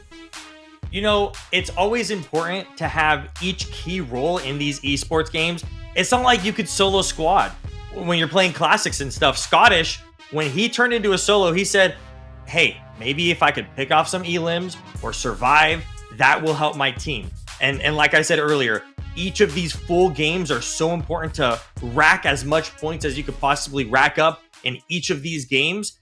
The second half of the leaderboard, they can have one good game like X Factor, and they could be pushed up to the main top 10 of the team. So really, it all depends on how good your team synergy is, how good the match is going to be, and what ends up happening, you know, at the end of the day. That's it. And I think through the qualifiers, Dave, right, the important thing is just to continually improve and get yourself ready for finals. Top 10, that's the goal. Top 10, you make that next round, $20,000 total prize pool. And tonight was only the second night in the saga of the premieres out here for the Titan series. So, hey, it was a great night, Metalcore. Super fun hanging out with you here tonight, big dog. Reflections always, lighting the candles, all the fun talk. Appreciate you, my man. Appreciate you, Dave. And you don't look like a horse, man. You look like a cowboy ready to ride off into the sunset. You're a gorgeous guy, man. You even got your horse flute. I'm sure of it. Metalcore, great. I will echo the sentiment that Dave said. Great working with you, man. You got a lot of great knowledge. You'll be back next week. I do believe it is on Monday. But as I'll give you the floor. What's your final words as we get out of here? You know what? I love the Titan series. I love what PUBG Mobile has been doing with this series. And I love seeing all these teams really, really put their all in this $20,000 tournament. And again, I want to emphasize the fact that they also are being super inclusive with the female league as well. So really, really excited to see all these professionals really just kill it in these tournaments and see how far they go for the finals. That's it. Love what we're doing for Titan Series Season 6. We've made it a long way, and again, it's been going on like 2 years. It's great, and we love having each and every one of you out there. Make sure you hit that subscribe button. If you have not already, follow us on socials. We'll keep you up to date with all Titan Series action. For myself, Taylor, Reflections, Noble, Mustache Dave, Metalcore, Production Q, and you in chat, thank you so much for being here. Be back again next Monday for day number 2 of the Titan Series Season 6 Premier Division. We would love to have you.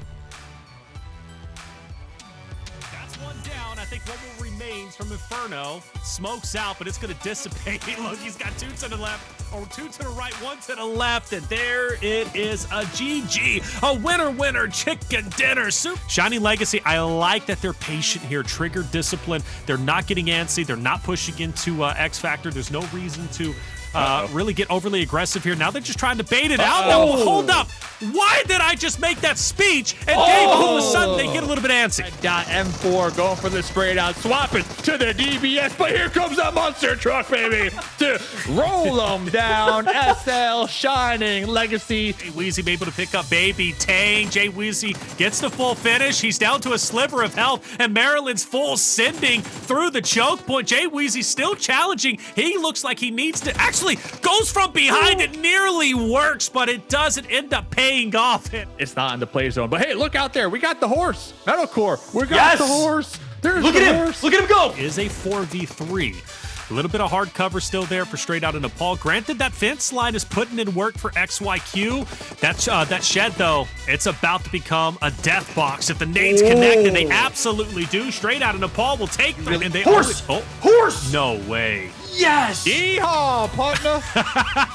Here we yes! go! Whoa! Whoa! Yeah, he got the rooftop, but once when he peeks over there, his head's going to be exposed first, and Iman's going to be taking that one off. So I'm feeling the X factor here. And there goes 999. So this is good. This is going to be an X factor win without a doubt. 21 eliminations here. Almost 4,000 damage done.